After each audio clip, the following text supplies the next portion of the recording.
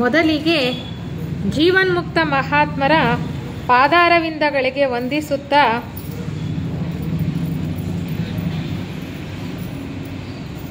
ಆತ್ಮೀಯ ಸಹೋದರ ಸಹೋದರಿಯರೇ, ಚಿಂತಾಮಣಿ ಥಿಯೋಸಾಫಿಕಲ್ ಲಾಡ್ಜ್ ವತಿಯಿಂದ ಹಮ್ಮಿಕೊಂಡಿರತಕ್ಕಂತಹ ಒಂದು ದಿನದ ವ್ಯಾಸಂಗ ಗೋಷ್ಠಿಯಲ್ಲಿ ಇಲ್ಲಿನ ಎಲ್ಲ ಪದಾಧಿಕಾರಿಗಳು ಮತ್ತು ನೀವು ಕೂಡ ನನಗೆ ನಿಮ್ಮೊಂದಿಗೆ ಸ್ವಲ್ಪ ಕಾಲ ಮಾತನಾಡ್ತಕ್ಕಂತಹ ಅವಕಾಶವನ್ನು ಒದಗಿಸ್ಕೊಟ್ಟಿದ್ದೀರಿ. ನಿರ್ದೇಶಕರು ನನಗೆ ಒಂದು ವಿಷಯವನ್ನು ಕೂಡ ಸೂಚಿಸಿದ್ದಾರೆ. ಅವರ ಸೂಚನೆಯ ಮೇರೆಗೆ ನಾನು ಈ ದಿನ ನಿಮ್ಮೊಂದಿಗೆ ಕರ್ಮ ಸಿದ್ಧಾಂತದ ಬಗ್ಗೆ ಕೆಲವು ವಿಚಾರಗಳನ್ನು ಹಂಚಿಕೊಳ್ತಕ್ಕಂತಹ ಪ್ರಯತ್ನವನ್ನು ಮಾಡ್ತೇನೆ. ಈ ವಿಚಾರ ಥಿಯೋಸಾಫಿಕಲ್ ಸೊಸೈಟಿಯ ಸದಸ್ಯರಾದ ನಮಗೆ ಹೊಸದೇನಲ್ಲ. ಎಲ್ಲರೂ ಸಾಕಷ್ಟು ಸಾರಿ ಈ ವಿಚಾರವನ್ನು ಓದಿ ತಿಳ್ಕೊಂಡಿರ್ಬೋದು, ಉಪನ್ಯಾಸಗಳಲ್ಲಿ ಕೂಡ ನೀವು ಕೇಳಿರ್ಬೋದು ಅಲ್ವಾ. ಏಕೆಂದರೆ ಈಗಾಗಲೇ ನಿರ್ದೇಶಕರು ಹೇಳ್ತಾ ಇದ್ರು, ಸೀಕ್ರೆಟ್ ಡಾಕ್ಟ್ರಿನ್ ಗ್ರಂಥ ಒಂದು ಮೂಲ, ಒಂದು ನಮ್ಮ ಥಿಯಾಸಫಿ ಆಧ್ಯಾತ್ಮ ಸಂಸ್ಥೆಗೆ ಅದರಲ್ಲಿ ಇರ್ತಕ್ಕಂತಹ ಒಂದು ಮುಖ್ಯವಾದ ನಿಯಮ ಅಥವಾ ಸಿದ್ಧಾಂತ ಕರ್ಮ ಸಿದ್ಧಾಂತವು ಅಂತ ಅಲ್ವಾ. ಹಾಗಾಗಿ ಈ ವಿಚಾರವನ್ನು ನಾವು ಎಷ್ಟು ಸಾರಿ ತಿಳ್ಕೊಳ್ತಾ ಹೋದ್ರು, ಅರ್ಥೈಸ್ಕೊಳ್ತಾ ಹೋದರೂ ಕೂಡ ಮತ್ತು ನಮಗೆ ಪ್ರಶ್ನೆಗಳು ಹುಟ್ಟುತ್ತಾನೆ ಇರುತ್ತೆ. ಎಷ್ಟೊಂದು ಸಮಸ್ಯೆಗಳಿಗೆ ಪರಿಹಾರ ಮತ್ತೊಮ್ಮೆ ಮಗದೊಮ್ಮೆ ಈ ಒಂದು ಅಂಶವನ್ನು, ಈ ವಿಚಾರವನ್ನು ಬಗೆದು ನೋಡ್ತಾ ನಮಗೆ ಗೊತ್ತಾಗ್ತಕ್ಕಂತಹ ಸಾಧ್ಯತೆಗಳಿವೆ. ಆದ್ದರಿಂದ ಈ ದಿನ ಮತ್ತೆ ಈ ಒಂದು ವಿಚಾರದ ಬಗ್ಗೆ ಪ್ರಸ್ತಾಪ ಮಾಡೋಣಂತೆ. ವಿಚಾರ ವಿನಿಮಯವೂ ಕೂಡ ನೀವು ಮಾಡ್ಕೊಳ್ಬೋದು, ಏಕೆಂದರೆ ಸಾಕಷ್ಟು ತಿಳಿದಿರ್ತಕ್ಕಂಥವ್ರು ಇರ್ತೀರಿ. ಪರಮಾತ್ಮ ಈ ಸೃಷ್ಟಿಯನ್ನು ಮಾಡಿದ್ದಾನೆ. ಈ ಪರಮಾತ್ಮನ ಈ ಸೃಷ್ಟಿಯಲ್ಲಿ ಪ್ರತಿಯೊಂದು ಕೂಡ ಬಹಳ ವ್ಯವಸ್ಥಿತವಾಗಿ, ಕರಾರುವಾಕ್ಕಾಗಿ, ನಿಯಮಬದ್ಧವಾಗಿ ನಡೀತಾ ಇದೆ ಅಲ್ವಾ. ನಾವು ಪ್ರಕೃತಿಯನ್ನು ಗಮನಿಸಿ ನೋಡಿದ್ದೇ ಆದರೆ ನಮಗೆ ಸ್ವಲ್ಪ ಮಟ್ಟಿಗಾದರೂ ಇದರ ಅರಿವು ಆಗ್ತಕ್ಕಂಥದ್ದು ಸಹಜ. ಸೂರ್ಯ ಚಂದ್ರರಾದಿಯಾಗಿ ನಮಗೆ ಕಣ್ಣಿಗೆ ಕಾಣತಕ್ಕಂಥ, ನಾವಿರ್ತಕ್ಕಂಥದ್ದು ಬಹಳ ಚಿಕ್ಕ ಕ್ಷೇತ್ರದಲ್ಲಿ, ಈ ಬೃಹತ್ ಸೃಷ್ಟಿಯಲ್ಲಿ ಅಲ್ವಾ. ಅಖಿಲಾಂಡ ಕೋಟಿ ಬ್ರಹ್ಮಾಂಡ ಅಲ್ವಾ, ಅದರ ಅಧಿಪತಿ ಪರಮಾತ್ಮ ಅಥವಾ ಪರಬ್ರಹ್ಮ. ಅದರಲ್ಲಿ ಇರ್ತಕ್ಕಂತಹ ಒಂದು ಬಹಳ ಚಿಕ್ಕದಾದಂತಹ ಒಂದು ನಕ್ಷತ್ರದ ಅಡಿಯಲ್ಲಿ, ಅಂದರೆ ಸೂರ್ಯನೆಂಬ ನಕ್ಷತ್ರದ ಸುತ್ತುತ್ತಾ ಇರತಕ್ಕಂತಹ ಭೂಮಿ ಎಂಬ ಒಂದು ಗ್ರಹದಲ್ಲಿ ನಾವು ವಾಸ ಮಾಡ್ತಾ ಇದ್ದೇವೆ. ಅದರ ವಿಚಾರ ಬೇಡ, ಅನೇಕ ಸಾರಿ ನಾವು ತಿಳ್ಕೊಂಡಿದ್ದೀವಿ. ಅಂದರೆ ಈ ಬೃಹತ್ತಾದಂತಹ ಸೃಷ್ಟಿ ಅಲ್ವಾ, ಆ ಸೃಷ್ಟಿಯಲ್ಲಿ ನಾವು ಭೂಮಿಯ ಮೇಲೆ ವಾಸ ಮಾಡ್ತಾ ಇದ್ದೇವೆ.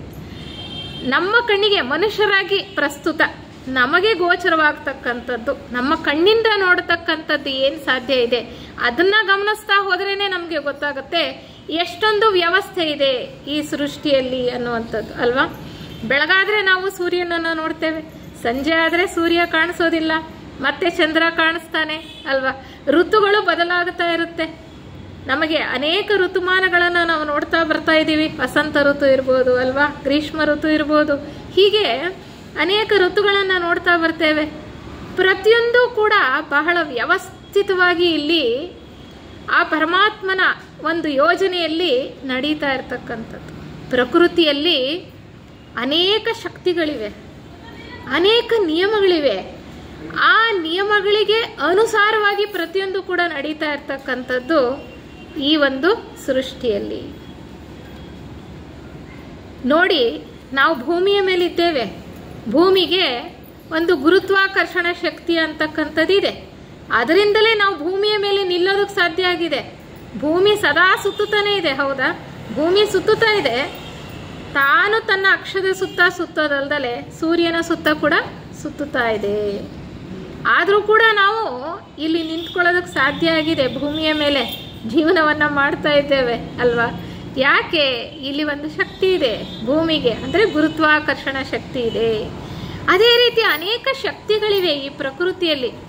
ನಾವು ಮನುಷ್ಯ ಅನೇಕ ಪ್ರಯೋಗಗಳ ಮೂಲಕ, ವೈಜ್ಞಾನಿಕ ಆವಿಷ್ಕಾರಗಳ ಮೂಲಕ ನಿಧಾನವಾಗಿ ತಿಳ್ಕೊಳ್ತಾ ಅದನ್ನು ನಮ್ಮ ಪ್ರಯೋಜನಕ್ಕೋಸ್ಕರ ಉಪಯೋಗ ಮಾಡ್ಕೊಳ್ತಾ ಇದ್ದೇವೆ. ಪ್ರಕೃತಿಯಲ್ಲಿ ವಿದ್ಯುತ್ ಶಕ್ತಿ ಇದೆ, ಹೌದಾ? ವಿದ್ಯುತ್ ಶಕ್ತಿಯನ್ನು ಕಂಡುಹಿಡಿದು ನಾವು ನಮ್ಮ ಅನುಕೂಲಕ್ಕೆ ಎಷ್ಟು ಮಟ್ಟಿಗೆ ಉಪಯೋಗಿಸ್ಕೊಳ್ತಾ ಇದ್ದೇವೆ. ಅದೇ ರೀತಿ ಕಾಂತ ಶಕ್ತಿ ಇದೆ, ವಿದ್ಯುತ್ ಕಾಂತೀಯ ಶಕ್ತಿ ಇದೆ, ಹೀಗೆ ಹೇಳ್ತಾ ಹೋದರೆ ಅನೇಕ ಶಕ್ತಿಗಳಿವೆ ಅಲ್ವಾ? ಅದೇ ರೀತಿ ಪ್ರಕೃತಿಯಲ್ಲಿ ಗುಪ್ತವಾಗಿ ಅಡಗಿರ್ತಕ್ಕಂತಹ ಎಷ್ಟೋ ನಿಯಮಗಳು ಕೂಡ ಇದೆ. ಆ ನಿಯಮಗಳಿಗೆ ಅನುಸಾರವಾಗಿ ಪ್ರಸ್ತುತ ಈ ಒಂದು ಭೂಮಿಯ ಮೇಲೆ ನಾವು ನೋಡ್ತಾ ಇರ್ತಕ್ಕಂತಹ ಪ್ರಪಂಚದಲ್ಲಿ ಎಲ್ಲ ವಿದ್ಯಮಾನಗಳು ಕೂಡ ನಡೀತಾ ಇರ್ತಕ್ಕಂಥದ್ದು. ಆ ಪರಮಾತ್ಮನ ಸೃಷ್ಟಿನೇ ಬಹಳ ಸೋಜಿಗ, ಎಷ್ಟು ವೈಚಿತ್ರ್ಯಗಳನ್ನು ಕೂಡ ಒಳಗೊಂಡಿದೆ ಅದು. ಈಗ ನಾವು ಭೂಮಿ ಸೂರ್ಯನ ಸುತ್ತಾ ಇದೆ ಅಂತ ಹೇಳಿದ್ವಿ. ಅದೇ ರೀತಿ ಈ ಪ್ರಕೃತಿಯಲ್ಲಿ ಕಾಣತಕ್ಕಂತಹ ನಮ್ಮನ್ನು ಸೇರಿಸಿ ಪ್ರತಿಯೊಂದು ಆಗಿರ್ತಕ್ಕಂಥದ್ದು ಈ ಪ್ರಕೃತಿಯಲ್ಲಿರ್ತಕ್ಕಂತಹ ಅಣು ಪರಮಾಣುಗಳಿಂದ. ಆ ಪರಮಾಣುಗಳನ್ನು ವಿಭಜಿಸಿ ನೋಡ್ತಾ ಹೋದರೆ ಪ್ರತಿಯೊಂದು ಅಣುವಿನಲ್ಲೂ ಕೂಡ ಕೇಂದ್ರದ ಸುತ್ತ ಎಲೆಕ್ಟ್ರಾನ್ಗಳು ಸುತ್ತುತ್ತಾ ಇವೆ. ಎಷ್ಟು ವ್ಯವಸ್ಥಿತವಾಗಿದೆ! ಆ ಬೃಹತ್ ಬ್ರಹ್ಮಾಂಡದಲ್ಲಿ ಸೂರ್ಯನ ಸುತ್ತ, ನಕ್ಷತ್ರಗಳ ಸುತ್ತ ಗ್ರಹಗಳು ಸುತ್ತುತ್ತಾ ಇವೆ. ಅಲ್ಲಿ ಆ ಒಂದು ಬೃಹತ್ ವಿಸ್ತಾರವಾದಂತಹ ಒಂದು ಬಯಲಲ್ಲಿ ನಾವೇನು ನೋಡ್ತಾ ಇದ್ದೇವೆ, ಅದು ಪ್ರತಿಯೊಂದು ವಸ್ತುವಿನ ಒಳಗಡೆನೂ ಕೂಡ ಅಷ್ಟು ಚಿಕ್ಕದಾದಂತಹ ಒಂದು ಅಣುವಿನಲ್ಲೂ ಕೂಡ, ಪರಮಾಣುವಿನಲ್ಲೂ ಕೂಡ ನಮಗೆ ಗೋಚರವಾಗ್ತಕ್ಕಂಥದ್ದು ಸುತ್ತುತ್ತಾ ಇದೆ ಅನ್ನೋದು. ಹೀಗೆ ಇಷ್ಟೊಂದು ವ್ಯವಸ್ಥಿತವಾಗಿರ್ತಕ್ಕಂತಹ ಒಂದು ಪ್ರಪಂಚದಲ್ಲಿ ಅಥವಾ ಪ್ರಕೃತಿಯಲ್ಲಿ ಅಡಗಿರ್ತಕ್ಕಂತಹ ನಿಯಮಗಳಲ್ಲಿ ಕರ್ಮ ನಿಯಮ ಅಂತಕ್ಕಂಥದ್ದು ಕೂಡ ಒಂದು. ಬಹಳ ಮುಖ್ಯವಾಗಿ ನಾವು ತಿಳ್ಕೊಳ್ಬೇಕಾಗಿರ್ತಕ್ಕಂಥದ್ದು, ಈ ಆಧ್ಯಾತ್ಮ ಸಾಧಕರಾದ ನಾವು ಈ ಒಂದು ಪರಮಾತ್ಮನ ಸೃಷ್ಟಿಯಲ್ಲಿ 3 ಮುಖ್ಯವಾಗಿರ್ತಕ್ಕಂತಹ ನಿಯಮಗಳು ಕೆಲಸ ಮಾಡ್ತಾ ಇವೆ. ಯಾವ 3 ಮುಖ್ಯವಾದಂತಹ ನಿಯಮಗಳು? ಸಂಸರಣಾ ನಿಯಮ ಅಂದರೆ ಜೀವ ವಿಕಾಸ ಯೋಜನೆ ಅಂತ ನಾವು ಕರೀತೇವೆ. ಮತ್ತೆ ಕರ್ಮ ನಿಯಮ, ಇನ್ನೊಂದು ಪುನರ್ಜನ್ಮ ನಿಯಮ.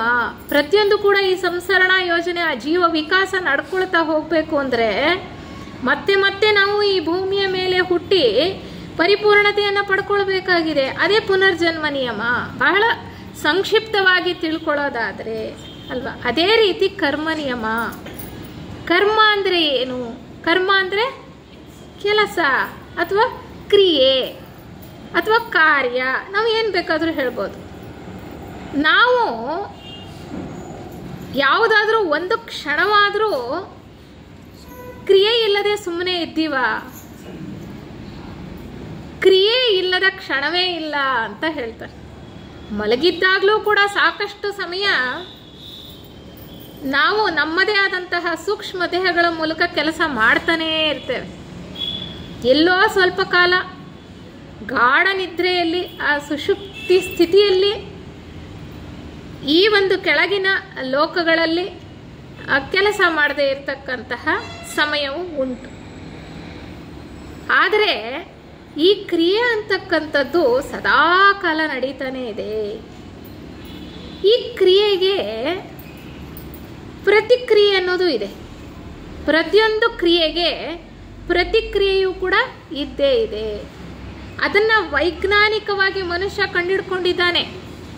ಭೌತಶಾಸ್ತ್ರಜ್ಞರು ಅವರು ಮಾಡಿರ್ತಕ್ಕಂಥ ಪ್ರಯೋಗಗಳಲ್ಲಿ ಕಂಡುಹಿಡ್ಕೊಂಡಿರ್ತಕ್ಕಂತಹ ವಿಚಾರ, ಪ್ರತಿಯೊಂದು ಕ್ರಿಯೆಗೆ ಅದಕ್ಕೆ ಸಮಾನವಾದಂತಹ ಮತ್ತು ವಿರುದ್ಧವಾಗಿ ಕೆಲಸ ಮಾಡ್ತಕ್ಕಂತಹ ಪ್ರತಿಕ್ರಿಯೆ ಅನ್ನೋದು ಇದ್ದೇ ಇದೆ ಅನ್ನುವಂತಹ ವಿಚಾರ. ನ್ಯೂಟನ್ ಅಂತಕ್ಕಂಥ ಭೌತಶಾಸ್ತ್ರಜ್ಞ ಚಲನೆಯ 3 ನಿಯಮಗಳನ್ನು ಆತ ಪ್ರತಿಪಾದಿಸ್ತಾನೆ. 3 laws ಆಫ್ ಮೋಷನ್ ಅಂತ ಹೇಳ್ತಾರೆ. ಅದನ್ನು 3ನೇ ನಿಯಮ ಏನಪ್ಪ ಅಂದರೆ, action and reaction are equal and opposite. ಅಂದರೆ ಭಾಳ ಸರಳವಾಗಿ ನಾವು ತಿಳ್ಕೊಳ್ಬೇಕು ಅಂದರೆ, ನೋಡಿ, ಒಂದು ಚೆಂಡನ್ನು ಗೋಡೆಗೆ ಎಸಿತೀವಿ ಅಂತ ಇಟ್ಕೊಳ್ಳಿ, ಅದು ವಾಪಸ್ಸು ತಿರುಗಿ ನಮ್ಮ ಕಡೆಗೆ ಬರ್ತಕ್ಕಂಥದ್ದು. ಅಂದರೆ ಒಂದು ಬಲವನ್ನು ನಾವು ಪ್ರಯೋಗ ಮಾಡಿದಾಗ ಆ ಬಲಕ್ಕೆ ವಿರುದ್ಧವಾಗಿ ಮತ್ತು ಅಷ್ಟೇ ತೀವ್ರಗತಿಯಿಂದ ಕೆಲಸ ಮಾಡ್ತಕ್ಕಂತಹ ಮತ್ತೊಂದು ಬಲವೂ ಇದೆ ಅನ್ನೋವಂಥದ್ದನ್ನು ನಾವು ತಿಳ್ಕೊಳ್ಬೇಕು. ಅಂದರೆ ಕರ್ಮ ಅಂದರೆ ಮತ್ತಿನ್ನೇನು ಅಲ್ಲ, ಕೆಲಸದಲ್ಲಿ ಏನಿದೆ? ಬಲ ಇದೆ, ಶಕ್ತಿಯನ್ನು ನಾವು ವಿನಿಯೋಗಿಸ್ತಾ ಇದ್ದೇವೆ ನಮ್ಮ ಕೆಲಸದಲ್ಲಿ ಅಲ್ವಾ, ಕಾರ್ಯದಲ್ಲಿ ಶಕ್ತಿಯನ್ನು ವಿನಿಯೋಗ ಮಾಡ್ತಾ ಇದ್ದೇವೆ.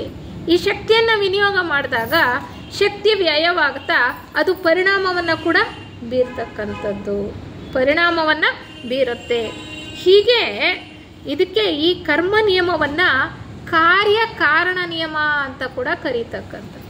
ಕಾರ್ಯ ಕಾರಣ ನಿಯಮ ಯಾಕೆ ಅಂತಂದರೆ ಅದನ್ನು ಹೇಳ್ತಾರೆ law of cause and effect ಅಂತ. ಪ್ರತಿಯೊಂದು ಪರಿಣಾಮಕ್ಕೂ ಕೂಡ ಒಂದು ಕಾರಣ ಇರುತ್ತೆ ಅಲ್ವಾ. ಯಾವುದೇ ಒಂದು ಏನೇ ಒಂದು ಘಟಿಸಬೇಕು ಅಂದರೂ ಅದಕ್ಕೊಂದು ಕಾರಣ ಅಂತ ಇರುತ್ತೆ. ಆ ಪ್ರತಿಯೊಂದು ಕಾರಣವೂ ಕೂಡ ಅದಕ್ಕನುಸಾರವಾಗಿ ಪರಿಣಾಮವನ್ನು ಕೂಡ ಉಂಟು ಮಾಡ್ತಾ ಇರುತ್ತೆ ಅನ್ನುವಂಥದ್ದು. ಯಾವುದೇ ಒಂದು ಕ್ರಿಯೆ ನಡಿಬೇಕು ಅಂದ್ರೆ ಅದಕ್ಕೊಂದು ಕಾರಣ ಇದೆ ಅಲ್ವಾ. ಕಾರಣ ಇಲ್ಲದೆ ಏನಾದರೂ ನಡೀತಾ? ಏನೂ ಇಲ್ಲ. ಪ್ರತಿಯೊಂದಕ್ಕೂ ಒಂದು ಕಾರಣ ಇದೆ. ಹಾಗೆ ಯಾವುದೋ ಒಂದು ಕಾರಣ ಇದ್ದಾಗ ಯಾವುದೋ ಒಂದು ಕೆಲಸ ಅಲ್ಲಿ ನಡೀತಾ ಇರುತ್ತೆ. ಹೀಗೆ ಕಾರ್ಯಕಾರಣ ನಿಯಮ ಅಂತ ನಾವು ತಿಳ್ಕೊಳ್ಬೋದು. ಕರ್ಮ ನಿಯಮವನ್ನು ಕಾರ್ಯಕಾರಣ ನಿಯಮ ಅಂತ ತಿಳ್ಕೊಳ್ಬೋದು. ಮನುಷ್ಯ ಒಂದು ಕ್ಷಣವೂ ಕೂಡ ಕೆಲಸ ಮಾಡದೇ ಇಲ್ಲ ಅನ್ನುವಾಗ ಆ ಕೆಲಸಗಳ ಬಗ್ಗೆ ನಾವು ತಿಳ್ಕೊಳ್ಬೇಕಾ ಬೇಡವಾ? ನಾವು ಹೇಗೆ ಕೆಲಸ ಮಾಡ್ತಾ ಇದ್ದೀವಿ ಅನ್ನೋದನ್ನ ನಾವು ತಿಳ್ಕೊಳ್ಬೇಕಲ್ವಾ? ಈ ಪರಮಾತ್ಮನ ಒಂದು ಯೋಜನೆಯಲ್ಲಿ ಕರ್ಮ ನಿಯಮ ಅನ್ನೋದು ಕೆಲಸ ಮಾಡ್ತಾ ಇದೆ ಅಂದರೆ ಅದಕ್ಕೆ ಬಲವಾದಂತಹ ಒಂದು ಉದ್ದೇಶ ಇರಬೇಕು. ಸುಮ್ಮನೆ ಯಾವುದೋ ಒಂದು ನಿಯಮ ಇಲ್ಲಿ ಪ್ರಸ್ತುತ ಏನು ಎಕ್ಸಿಸ್ಟೆನ್ಸ್ ಅಂದರೆ ಅದು ಇಲ್ಲ. ಅದಕ್ಕೆ ಯಾವುದೋ ಒಂದು ಉದ್ದೇಶ ಇರುತ್ತೆ. ಅದರಿಂದನೇ ಈ ಒಂದು ನಿಯಮ ಇಲ್ಲಿ ಕೆಲಸ ಮಾಡ್ತಾ ಇರತಕ್ಕಂಥದ್ದು. ಹೀಗೆ ಈ ಒಂದು ನಿಯಮ ಕೆಲಸ ಮಾಡ್ತಾ ಇದೆ ಅಂದರೆ ಮನುಷ್ಯರಾದ ನಾವು ಹೇಗೆ ಕೆಲಸ ಮಾಡ್ತಾ ಇದ್ದೀವಿ, ಅಥವಾ ಈ ನಾವು ಮಾಡ್ತಾ ಇರ್ತಕ್ಕಂಥ ಕೆಲಸಗಳು ಹೇಗೆ ನಮಗೆ ಪ್ರತಿಕ್ರಿಯೆಯನ್ನು ಉಂಟು ಮಾಡ್ತಾ ಇದ್ದಾವೆ ಅಥವಾ ಹೇಗೆ ನಮಗೆ ಫಲವನ್ನು ಕೊಡ್ತಾ ಇದ್ದಾವೆ, ಅದರ ಪರಿಣಾಮ ಏನು ಅನ್ನೋದನ್ನ ನಾವು ತಿಳ್ಕೊಳ್ಬೇಕು. ಮೊದಲು ಈ ಕರ್ಮ ನಿಯಮ ಹೇಗೆ ಕೆಲಸ ಮಾಡುತ್ತೆ ಅನ್ನೋದನ್ನು ತಿಳ್ಕೊಳ್ಳೋಕೆ ಮುಂಚೆ ಮನುಷ್ಯ ಹೇಗೆ ಕೆಲಸ ಮಾಡ್ತಾ ಇದ್ದಾನೆ, ನಿಯಮ ಹೇಗೆ ಕೆಲಸ ಮಾಡ್ತಾ ಇದೆ ಅನ್ನೋದಕ್ಕೆ ಮುಂಚೆ ಮನುಷ್ಯ ಹೇಗೆ ಕೆಲಸ ಮಾಡ್ತಾ ಇದ್ದಾನೆ. ಮನುಷ್ಯನಿಗೆ ಬರೀ ನಮ್ಮ ಕಣ್ಣಿಗೆ ಕಾಣಿಸ್ತಕ್ಕಂಥ ದೇಹ ಮಾತ್ರ ಇದೆಯಾ? ಇಲ್ಲ. ನಾವು ಥಿಯಾಸಫಿ ವಾಂಗ್ಮಯದಲ್ಲಿ ಬಹಳ ಚೆನ್ನಾಗಿ ತಿಳ್ಕೊಂಡಿದ್ದೇವೆ. ಈ ಸ್ಥೂಲ ದೇಹದ ಜೊತೆಗೆ ಸೂಕ್ಷ್ಮ ದೇಹಗಳು ಕೂಡ ನಮಗೆ ಇರುವಂಥದ್ದು. ಮನುಷ್ಯ ಈ ಸ್ಥೂಲ ದೇಹದ ಮೂಲಕ ಕೆಲಸ ಮಾಡ್ತಾ ಇದ್ದಾನೆ. ಮನುಷ್ಯನಿಗೆ ಕೈ ಇದೆ, ಕಾಲಿದೆ, ಇಂದ್ರಿಯಗಳಿದೆ, ಕೇಳ್ತಾನೆ, ನೋಡ್ತಾನೆ, ಕೇಳಿಸ್ಕೊಳ್ತಾನೆ, ಕೈ ಕಾಲಿಂದ ಕೆಲಸ ಮಾಡ್ತಾನೆ, ತನಗೆ ಬೇಕಾಗಿರ್ತಕ್ಕಂಥ ಎಲ್ಲವನ್ನೂ ಮಾಡ್ತಾ ಇದ್ದಾನೆ. ಹಾಗೆ ಆತನಿಗೆ ಭಾವನೆಗಳು ಇದೆ ಅಲ್ವಾ, ರಾಗಭಾವಗಳು ಇದೆ. ರಾಗಭಾವಗಳನ್ನು ನಾವು ನೋಡ್ಲಿಕ್ಕೆ ಸಾಧ್ಯನಾ? ಅವುಗಳು ಸ್ಥೂಲ ದೇಹದ ಮೂಲಕ ವ್ಯಕ್ತ ಆಗಬಹುದು. ಆದರೆ ರಾಗಭಾವಗಳು ನಮ್ಮ ಸೂಕ್ಷ್ಮ ದೇಹದಲ್ಲಿ ಉಂಟಾಗ್ತಕ್ಕಂಥದ್ದು. ಅದನ್ನೇ ನಾವು ಭಾವನಾ ದೇಹ ಅಥವಾ ಆಶಾ ದೇಹ, ಕಾಮದೇಹ ಅಂತ ನಮ್ಮ ವಾಂಗ್ಮಯದಲ್ಲಿ ಕರಿತೇವೆ. ನಮಗೆ ಸ್ಥೂಲ ದೇಹ ಒಂದೇ ಇಲ್ಲ, ಆಶಾ ದೇಹ ಅಥವಾ ಕಾಮದೇಹವೂ ಇದೆ. ಯಾಕೆಂದರೆ ನಮ್ಮಲ್ಲಿ ಭಾವನೆಗಳು ಹೇಳ್ತಾ ಇದೆ, ಅದನ್ನು ನಾವು ಗುರುತಿಸ್ಕೊಳ್ಬೋದಾಗಿದೆ. ಅದೇ ರೀತಿ ಮನುಷ್ಯನಿಗೆ ಯೋಚನಾ ಶಕ್ತಿ ಇದೆ. ನಮಗೆಲ್ಲ ಯೋಚನೆ ಮಾಡ್ತಕ್ಕಂತಹ ಶಕ್ತಿ ಇದೆ ಅಲ್ವಾ. ಆ ಯೋಚನೆಗಳು ಎಲ್ಲಿಂದ ಬರ್ತಾ ಇದೆ? ಅದು ಮತ್ತೊಂದು ಸೂಕ್ಷ್ಮ ದೇಹದಿಂದ ಬರ್ತಾ ಇರ್ತಕ್ಕಂಥದ್ದು ಯೋಚನೆಗಳು. ಅಂದರೆ ನಾವು ಹೇಳ್ತೀವಿ ಮನಸ್ಸಿದೆ, ಮನಸ್ಸಿನ ಮೂಲಕ ನಾನು ಯೋಚನೆಯನ್ನು ಮಾಡ್ತಾ ಇದ್ದೇನೆ. ಪ್ರಸ್ತುತ ಸಾಧಾರಣವಾಗಿ ನಾವೆಲ್ಲ ಸಾಕಷ್ಟು ಮಂದಿ ಸಾಧಾರಣ ಜನರೆಲ್ಲ ಈ ಮೂರು ದೇಹಗಳ ಮೂಲಕ ಕೆಲಸ ಮಾಡ್ತಾ ಇದ್ದೀವಿ. ಯಾವ್ಯಾವುದು? ಸ್ಥೂಲ ದೇಹ, ಮತ್ತೆ ಕಾಮದೇಹ, ಮತ್ತೆ ಮನೋದೇಹ. ಆ ಮನಸ್ಸಲ್ಲೂ ಕೂಡ ಎರಡು ಭಾಗ, ಕೆಳಮನಸ್ಸು ಮತ್ತೆ ಮೇಲ್ಮನಸ್ಸು. ಅಂದರೆ ಕೆಳಮಟ್ಟದ ಆಲೋಚನೆಗಳು ಎಲ್ಲಿ ಪ್ರತ್ಯೇಕತೆ ಸ್ವಾರ್ಥ ಇದೆಯೋ ಅದನ್ನು ಕೆಳಮಟ್ಟದ್ದು ಅಂತ ನಾವು ಹೇಳ್ತೇವೆ, ಅಥವಾ ಅಪರಿಶುದ್ಧ ಅಂತ ಹೇಳ್ತೇವೆ. ಮತ್ತು ಉನ್ನತವಾದಂತಹ ಯೋಚನೆಗಳು ಬರ್ತಕ್ಕಂಥದ್ದು ಆ ಒಂದು ಕ್ಷೇತ್ರ ಅಥವಾ ಆ ಒಂದು ದೇಹದ ಮೂಲಕ ವ್ಯಕ್ತವಾಗ್ತಾ ಇರತಕ್ಕಂತಹ ಉನ್ನತವಾದಂತಹ ಗುಣಗಳ ಕ್ಷೇತ್ರ ಇದೆಯಲ್ಲ, ಅಲ್ಲಿ ರೂಪಗಳ ಸೃಷ್ಟಿ ಆಗೋದಿಲ್ಲ. ಅದನ್ನೇ ಅಮೂರ್ತ ರೂಪಗಳು ಅಂತ ಹೇಳ್ತಾರೆ. ಆ ಒಂದು ಕ್ಷೇತ್ರದಲ್ಲೂ ಕೂಡ ನಾವು ಕೆಲಸ ಮಾಡ್ತಾ ಇದ್ದೇವೆ. ಥಿಯಾಸಫಿ ವಾಂಗ್ಮಯದ ಪ್ರಕಾರ ನಾವು ತಗೊಂಡ್ರೆ ಸಾಮಾನ್ಯರಾದ ನಾವು ಮನುಷ್ಯರೆಲ್ಲ ಈ ಕೆಳಗಿನ 3 ದೇಹಗಳಲ್ಲೇ ಕೆಲಸ ಮಾಡ್ತಾ ಇದ್ದೇವೆ. ಆದರೆ ನಮಗೆ ಬರೀ 3 ದೇಹಗಳೇನ ಇರೋದು? ಇಲ್ಲ. ಈ 3 ದೇಹಗಳಲ್ಲೂ ಒಂದು ಸ್ಥೂಲ ದೇಹ ಆದರೆ 12 ಸೂಕ್ಷ್ಮ ದೇಹಗಳ ಬಗ್ಗೆ ನಾವು ಅನ್ಕೊಂಡ್ವಿ ಅಲ್ವಾ? ಆದರೆ ಇನ್ನೂ ಸೂಕ್ಷ್ಮ ದೇಹಗಳಿದೆ. ಮನುಷ್ಯನಿಗೆ ಬುದ್ಧಿ ದೇಹವೂ ಇದೆ, ಮತ್ತೆ ಆತ್ಮ. ಮನುಷ್ಯ ದೇಹಧಾರಿ ಆಗಿದ್ದಾನೆ, ಅಂದರೆ ದೇಹ ಇದೆ ನಮಗೆ, ಆದರೆ ನಾವು ದೇಹ ಸ್ವರೂಪಿಗಳ. ದೇಹವೇ ನಾನಾ ಅಂದರೆ ಅಲ್ಲ, ನಾವು ಆತ್ಮ ಸ್ವರೂಪಿಗಳು. ಆತ್ಮ ಸ್ವರೂಪಿಗಳು ದೇಹಗಳನ್ನು ಧರಿಸ್ಕೊಂಡು ಈ ಕೆಳಗಿನ ಲೋಕಗಳಲ್ಲಿ ಅನುಭವಗಳನ್ನು ಪಡ್ಕೊಳ್ಳೋದಕ್ಕೋಸ್ಕರ ನಾವು ಬಂದಿರತಕ್ಕಂಥದ್ದು ಅಂತ ಥಿಯಾಸಫಿ ವಾಂಗ್ಮಯದಲ್ಲಿ ಚೆನ್ನಾಗಿ ತಿಳ್ಕೊಂಡಿದ್ದೇವೆ. ಅಂದರೆ ಪರಮಾತ್ಮನ ಒಂದು ಅಂಶ, ಒಂದು ಕಿರಣವಾಗಿ ಹೊರಟಂತಹ ಆ ಪ್ರಜ್ಞಾನಾಂಶ ಅಂತ ನಾವು ಕರಿತೇವೆ. ಅಂದರೆ ಮಾನಡ್ ಅಂತ ಹೇಳುವಂಥದ್ದು. ನಮಗೆ 7 ಲೋಕಗಳ ಬಗ್ಗೆ ಗೊತ್ತಿದೆ. ನಮ್ಮ ಹಿಂದೂ ಸಾಹಿತ್ಯದಲ್ಲೂ ಕೂಡ ಹೇಳಿರ್ತಕ್ಕಂಥದ್ದು, ಥಿಯಾಸಫಿಯಲ್ಲೂ ಕೂಡ ಹೇಳಿರ್ತಕ್ಕಂಥದ್ದು 7 ಲೋಕಗಳ ಬಗ್ಗೆ ಗೊತ್ತಿದೆ. ಪರಮಾತ್ಮನ ಒಂದು ಅಂಶ. ಪ್ರಸ್ತುತ ನಮಗೆ ಯಾರು ಪರಮಾತ್ಮ? ಯಾಕೆಂದರೆ ನಾವೆಲ್ಲ ಇರ್ತಕ್ಕಂಥದ್ದು ಸೌರ ಬ್ರಹ್ಮಾಂಡದಲ್ಲಿ. ಸೂರ್ಯನೇ ನಮಗೆ ಈಶ್ವರ. ಆತನಿಂದ ಒಂದು ಕಿಡಿಯಾಗಿ ಹೊರಟಿರ್ತಕ್ಕಂತಹ ನಾವು ಆದಿ ಅನುಪಾದಕ ಲೋಕಗಳನ್ನು ದಾಟಿಕೊಂಡು ಆ ಆತ್ಮಲೋಕದ ಮೇಲ್ಭಾಗದಲ್ಲಿ ಪುರುಷಾತ್ಮನಾಗಿ ನೆಲೆಸ್ತಾ ಅಲ್ಲಿಂದ ಆತನ ಒಂದು ಅಂಶವಾಗಿ ಆ ಆತ್ಮಲೋಕದ ಕೆಳಗಿನ 4 ಉಪಲೋಕಗಳು ಮತ್ತು ಬುದ್ಧಿಲೋಕ, ಮನಸ್ಸಿನ ಮೇಲಿನ 3 ಲೋಕಗಳಲ್ಲಿ ಜೀವಾತ್ಮನಾಗಿ ವ್ಯಕ್ತೀಕರಣಗೊಂಡು ಅಭಿವ್ಯಕ್ತನಾಗಿ ಕೆಲಸ ಮಾಡ್ತಾ ಇರ್ತಕ್ಕಂಥದ್ದು. ಆ ಜೀವಾತ್ಮನ ಒಂದು ಅಂಶ ಇನ್ನೂ ಕೆಳಗಿನ ಲೋಕಗಳಲ್ಲಿ ದೇಹಾತ್ಮನಾಗಿ ಮನುಷ್ಯ ಈ ರೀತಿ ದೇಹಧಾರಿಯಾಗಿ, ಅಂದರೆ ಆ ದೇಹಾತ್ಮ ದೇಹವನ್ನು ಧರಿಸ್ಕೊಂಡು ಜೀವಾತ್ಮನ ಒಂದು ಅಂಶ ಪ್ರಸ್ತುತ ನಾವು ಇಲ್ಲಿ ವಾಸವನ್ನು ಮಾಡ್ತಾ ಇದ್ದೇವೆ, ಜನ್ಮವನ್ನು ಪಡ್ಕೊಳ್ತಾ ಇದ್ದೇವೆ, ಮತ್ತೆ ಮತ್ತೆ ಈ ದೇಹವನ್ನು ಬಿಡ್ತಾ ಇದ್ದೇವೆ. ಇನ್ನೂ ಹೆಚ್ಚು ಹೆಚ್ಚು ಅನುಭವಗಳನ್ನು ಪಡ್ಕೊಳ್ಳೋಕ್ಕೋಸ್ಕರ ಮತ್ತೆ ಮತ್ತೆ ಹುಟ್ಟಿ ಬರ್ತಾ ಇದ್ದೇವೆ. ಪುನರಪಿ ಜನರಂ ಪುನರಪಿ ಮರಣಂ ಅಂತ. ಅಂದರೆ ಇಷ್ಟು ತಿಳ್ಕೊಳ್ಬೋದು. ಪರಮಾತ್ಮನ ಒಂದು ಅಂಶ ನನ್ನಲ್ಲಿದೆ. ಆ ಪರಮಾತ್ಮನ ಒಂದು ಅಂಶ ಮಾನಡ್ ಅಂತಕ್ಕಂಥದ್ದು ಉನ್ನತ ಲೋಕದಲ್ಲಿದೆ, ಆತ್ಮಲೋಕದಲ್ಲಿ. ಆತ ಕೆಳಗಿಳಿದು ಬರೋದಕ್ಕೆ ಸಾಧ್ಯ ಇಲ್ಲ. ಆತನ ಒಂದು ಅಂಶ ಕೆಳಗಿಳಿದು ಬರ್ತಾ ಜೀವಾತ್ಮನಾಗಿದ್ದಾನೆ. ಜೀವಾತ್ಮ ಮೇಲಿನ ಮನೋಲೋಕದಲ್ಲಿ ಕಾರಣ ಶರೀರದಲ್ಲಿ ನೆಲೆಸಿದ್ದಾನೆ. ಆತನ ಒಂದು ಅಂಶವಾದಂತಹ ದೇಹಾತ್ಮ ಅಂದರೆ ನಾವು ಇನ್ನೂ ಕೆಳಗಿನ ಲೋಕಗಳಲ್ಲಿ, ಅಂದರೆ ಕೆಳಗಿನ ಮನೋಲೋಕ, ಕಾಮಲೋಕ ಮತ್ತು ಸ್ಥೂಲ ಲೋಕದಲ್ಲಿ ಆಯಾ ಲೋಕಗಳಿಗೆ ತಕ್ಕ ಹಾಗೆ ಅಲ್ಲಿ ಕೆಲಸ ಮಾಡೋದಕ್ಕೆ ಆಯಾ ದೇಹಗಳನ್ನು ಕಟ್ಟಿಕೊಂಡು ನಾವು ದೇಹಧಾರಿಗಳಾಗಿ ಪ್ರಸ್ತುತ ಭೂಮಿಯ ಮೇಲೆ ಜೀವನವನ್ನು ಮಾಡ್ತಾ ಇದ್ದೇವೆ. ಅಂದರೆ ನಾವು ಪ್ರಸ್ತುತ ಮನುಷ್ಯರಾಗಿ ದೇಹಾತ್ಮ ಭಾವದಲ್ಲಿ ಇಲ್ಲಿ ಜೀವನ ಮಾಡ್ತಾ ಎಷ್ಟು ಲೋಕಗಳಲ್ಲಿ ಕೆಲಸ ಮಾಡ್ತಾ ಇದ್ದೇವೆ? ಸ್ಥೂಲ ಲೋಕ, ಕಾಮಲೋಕ ಮತ್ತು ಕೆಳಗಿನ ಮನೋಲೋಕ. ಮೇಲ್ಮನೋಲೋಕದಲ್ಲೂ ಕೂಡ ನಾವು ಮಾಡ್ಬೋದು, ಬುದ್ಧಿಲೋಕದಲ್ಲೂ ಮಾಡ್ಬೋದು. ನಮ್ಮ ಪ್ರಜ್ಞೆಯನ್ನು ಏರಿಸ್ಕೊಳ್ತಾ ಹೋದರೆ ಆತ್ಮ ಪ್ರಜ್ಞೆಯಲ್ಲೂ ಕೂಡ ನಾವು ಬದುಕಬಹುದು. ಅದೇ ನಮ್ಮ ಉದ್ದೇಶ ಅಲ್ವಾ? ಮನುಷ್ಯ ಪರಿಪೂರ್ಣತೆಯನ್ನು ಪಡ್ಕೊಳ್ತಾ ಹೋಗ್ತಾ ಜೀವನ್ಮುಕ್ತನಾಗೋದು ಒಂದೇ ಅಲ್ಲ, ಅಲ್ಲಿಂದ ಮುಂದೆ ಆತ ಪುರುಷಾತ್ಮನಲ್ಲಿ ಸೇರಿ ಹೋಗ್ತಕ್ಕಂಥದ್ದೇ ಬಹಳ ಮುಖ್ಯವಾಗಿರ್ತಕ್ಕಂತಹ ಮನುಷ್ಯನ ಜೀವನದಲ್ಲಿ ಗುರಿ. ಅಂದರೆ ನಾವು ಏನು ಅರ್ಥ ಮಾಡ್ಕೊಳ್ಬೇಕು, ಕರ್ಮ ನಿಯಮವನ್ನು ಅರ್ಥ ಮಾಡ್ಕೊಳ್ತಕ್ಕಂತಹ ಒಂದು ದೃಷ್ಟಿಯಲ್ಲಿ, ಅಂದರೆ ಪ್ರಸ್ತುತ ನಾವು 3 ದೇಹಗಳಲ್ಲಿ ಕೆಲಸ ಮಾಡ್ತಾ ಇದ್ದೇವೆ. ಅಂದರೆ ಕಾರ್ಯ ಕರ್ಮ ಅನ್ನುವಂಥದ್ದು ಸ್ಥೂಲ ದೇಹದ ಮೂಲಕ ನಡೀತಾ ಇದೆ. ಆ ಸ್ಥೂಲ ದೇಹದ ಮೂಲಕ ಕೆಲಸ ನಡೆಯುವಾಗ ಅಲ್ಲಿ ನಮ್ಮ ಭಾವನೆಗಳು ಆ ಒಂದು ಕಾರ್ಯಗಳ ಜೊತೆಗೂಡಿದೆ, ಮತ್ತು ನಮ್ಮ ಯೋಚನೆಗಳು ಕೂಡ ಪ್ರೇರಕ ಶಕ್ತಿಯಾಗಿ ಇಲ್ಲಿ ಕೆಲಸವನ್ನು ಮಾಡಿಸ್ತಾ ಇದೆ. 3 ರೀತಿಯ ಕರ್ಮಗಳನ್ನು ನಾವು ಒಟ್ಟೊಟ್ಟಿಗೆ ಮಾಡ್ಕೊಳ್ತಾ ಹೋಗ್ತಾ ಇರ್ತೇವೆ.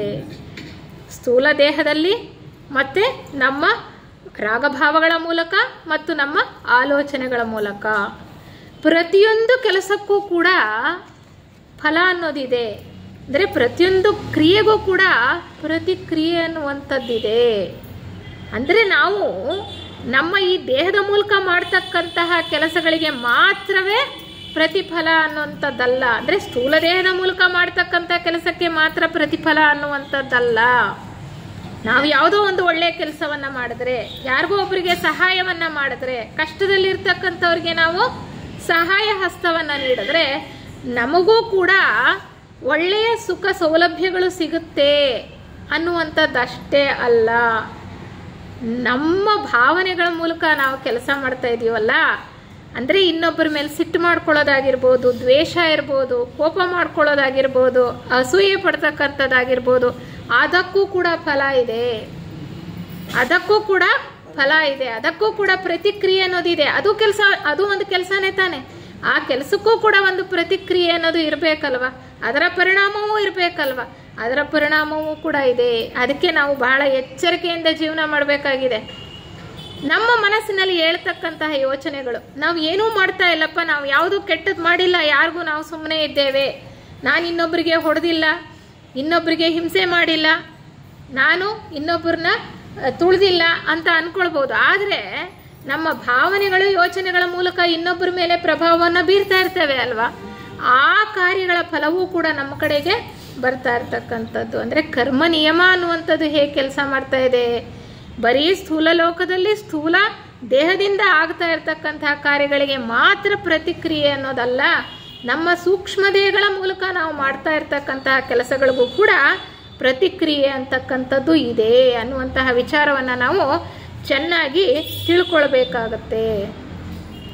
ಇದನ್ನು ನಾವು ಚೆನ್ನಾಗಿ ಗ್ರಹಿಸಿದರೆ ಮಾತ್ರ. ಯಾಕೆ ನಾವು ಇದನ್ನು ಯಾಕೆ ತಿಳ್ಕೊಳ್ಬೇಕು, ಕರ್ಮ ನಿಯಮದ ಬಗ್ಗೆ ಯಾಕೆ ತಿಳ್ಕೊಳ್ಬೇಕು ಅಂತ ಅನಿಸಿದರೆ, ನಮ್ಮ ಜೀವನದಲ್ಲಿ ಹೇಳ್ತಕ್ಕಂತಹ ಅನೇಕ ಪ್ರಶ್ನೆಗಳಿಗೆ, ಅನೇಕ ಸಮಸ್ಯೆಗಳಿಗೆ ಕರ್ಮ ನಿಯಮ ಮಾತ್ರನೇ ನಮಗೆ ಸಮಂಜಸವಾದಂತಹ ಉತ್ತರ ಅಥವಾ ಪರಿಹಾರವನ್ನು ಸೂಚಿಸೋದಕ್ಕೆ ಸಾಧ್ಯ.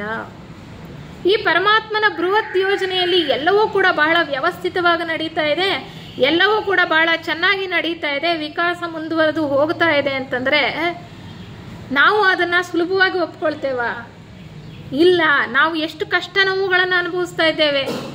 ನಾನು ಚೆನ್ನಾಗಿ ಬದುಕ್ತಾ ಇದ್ದೇನೆ, ಇನ್ನೊಬ್ಬರಿಗೆ ಯಾರಿಗೂ ತೊಂದರೆ ಕೊಡ್ತಾನೆ ಇಲ್ಲ, ನಾನು ಸಹಾಯಕರವಾಗಿ ಇದ್ದೇನೆ ಬೇರೆಯವರಿಗೆ, ಆದರೂ ಕೂಡ ನನ್ನ ಸ್ಥಿತಿ ಹೀಗಿದೆ, ನಾನು ತುಂಬ ಕಡು ಬಡವನಾಗ್ಬಿಟ್ಟಿದ್ದೇನೆ, ಅಥವಾ ನನಗೆ ಈ ರೀತಿ ರೋಗ ರುಜಿನಗಳಿದೆ, ಎಷ್ಟೋ ಕಾಲದಿಂದ ನಾನು ನರಳ್ತಾನೆ ಇದ್ದೇನೆ, ನಾನು ಯಾರಿಗೇನು ತೊಂದರೆ ಮಾಡಿದ್ದೇನೆ. ಎಷ್ಟು ಸಾರಿ ನಾವು ಲೋಕಾರೂಢಿ ಮಾತಿನಲ್ಲಿ ಮಾತಾಡ್ಕೊಳ್ತೀವಲ್ವ, ನನ್ನ ಪ್ರಾರಬ್ಧ ಕರ್ಮ ಏನಪ್ಪ ಇದು, ನಾನು ಏನೂ ಮಾಡಿಲ್ಲ, ಆದರೂ ಕೂಡ ಪರಮಾತ್ಮ ನನಗೆ ಈ ರೀತಿಯ ಒಂದು ಕಷ್ಟವನ್ನು ಕೊಟ್ಬಿಟ್ಟಿದ್ದಾನೆ ಅಂತ ಯಾವಾಗಲೂ ಕೂಡ ನಾವು ದೇವರನ್ನ ಹಳಿತಾ ಇರ್ತೇವೆ.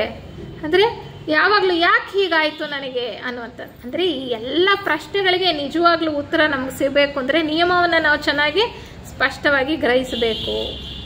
ಅಂತಹ ಅನಿ ಬೆಸೆಂಟ್ರು ಕೂಡ ಅವರ ಜೀವನ ಚರಿತ್ರೆಯನ್ನು ನಾವು ನೋಡ್ತಾ ಹೋದರೆ, ಅವರ ಮಗು ಚಿಕ್ಕ ವಯಸ್ಸಿನಲ್ಲಿ ನಾಯಿ ಕೆಮ್ಮಿನಿಂದ ನರಳ್ತಾ ಇರುತ್ತೆ, ಅವರ ಹೃದಯ ಮಾತೃ ಹೃದಯ ಎಷ್ಟು ವಿಲಿ ವಿಲಿ ಒದ್ದಾಡುತ್ತೆ.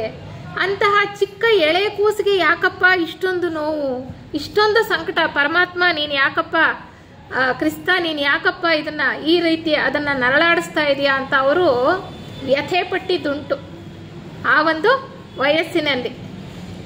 ಅಂದರೆ ನಿನಗೆ ಕರುಣೆ ಇಲ್ವಾ, ಇಷ್ಟು ಚಿಕ್ಕ ಮಗು ಅದಕ್ಕೆ ಇಷ್ಟೊಂದು ನರಳಾಟ ಇದೆಯಲ್ಲ ಅನ್ನುವಂಥದ್ದು. ಆದರೆ ಅವರು ಆಸ್ತಿಕರಾದವರು ನಾಸ್ತಿಕರಾದರು, ಅದು ಬೇರೆ ವಿಚಾರ. ಅದು ಅವ್ರ ಜೀವನ ಚರಿತ್ರೆ ನೋಡ್ತಾ ಹೋದರೆ ಗೊತ್ತಾಗತ್ತೆ.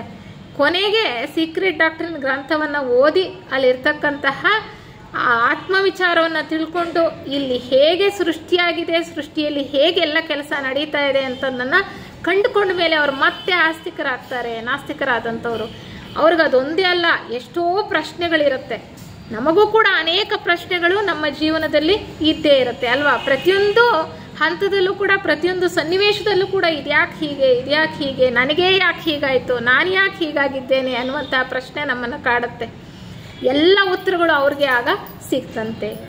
ಅಂದರೆ ಆ ಪರಮಾತ್ಮನ ಯೋಜನೆಯಲ್ಲಿ ಕೆಲಸ ಮಾಡ್ತಾ ಇರ್ತಕ್ಕಂತಹ ಆ ನಿಯಮಗಳ ಸರಿಯಾದ ಗ್ರಹಿಕೆಯಿಂದ ನಾವು ಈ ವಿಚಾರವನ್ನು ತಿಳ್ಕೊಳ್ಳೋದಕ್ಕೆ ಸಾಧ್ಯ ಅನ್ನುವಂತಹ ಒಂದು ವಿಚಾರವನ್ನು ನಾವು ಮಾಡಬೇಕಾಗತ್ತೆ.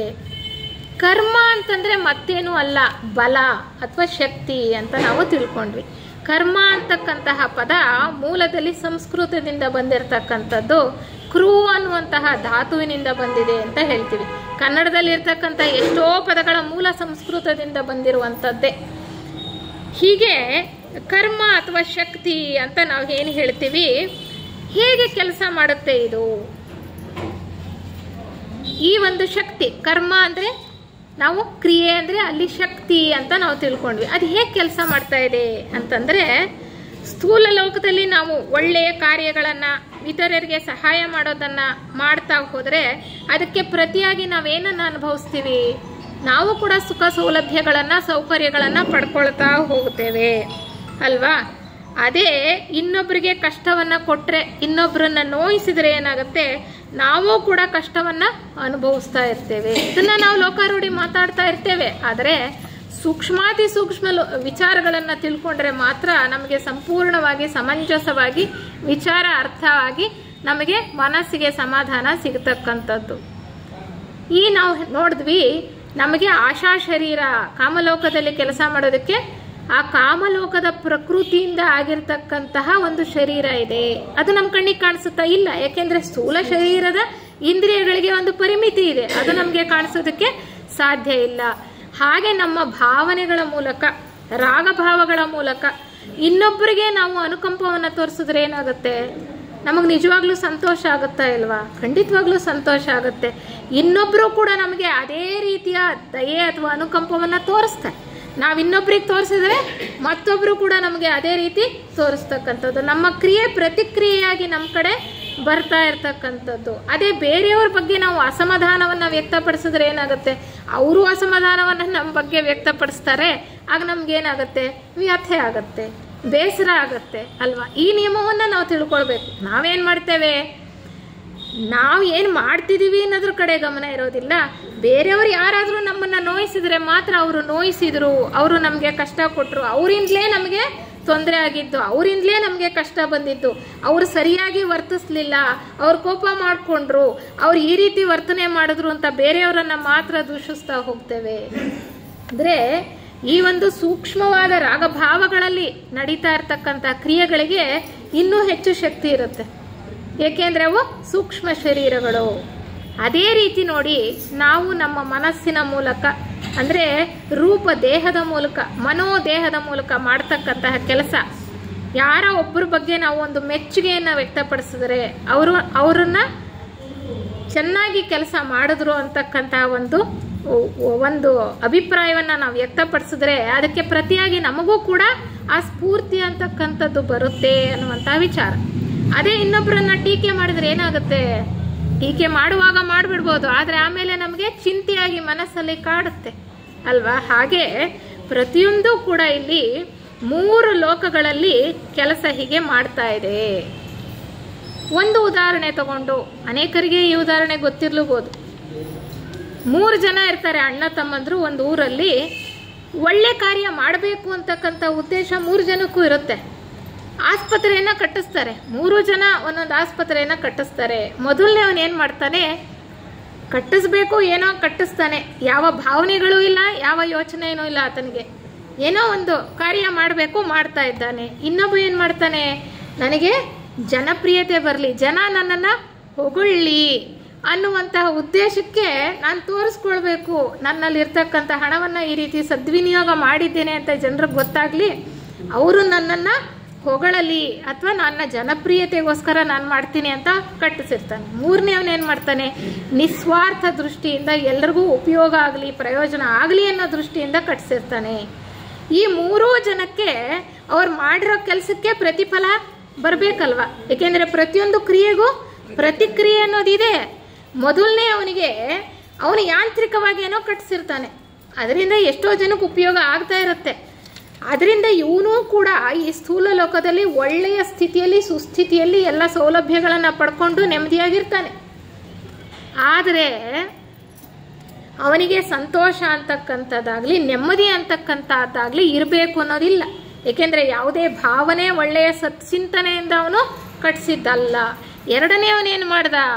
ಅವನು ಕಟ್ಟಿಸ್ದ. ಸ್ಥೂಲ ಲೋಕದಲ್ಲಿ ಮಾಡಿರೋ ಕಾರ್ಯಗಳಿಗೆ, ಸ್ಥೂಲ ದೇಹದ ಮೂಲಕ ಮಾಡೋ ಕಾರ್ಯಗಳಿಗೆ ಪ್ರತಿಯಾಗಿ ನಮಗೆ ಫಲ ಬಂದೇ ಬರುತ್ತೆ. ಅಂದರೆ ನಾವು ಕೂಡ ಸುಸ್ಥಿತಿಯಲ್ಲಿ ಇರ್ತಕ್ಕಂಥದ್ದು ಸಾಧ್ಯ. ಆದರೆ ಆತನಲ್ಲಿ ಸ್ವಾರ್ಥ ಇತ್ತು.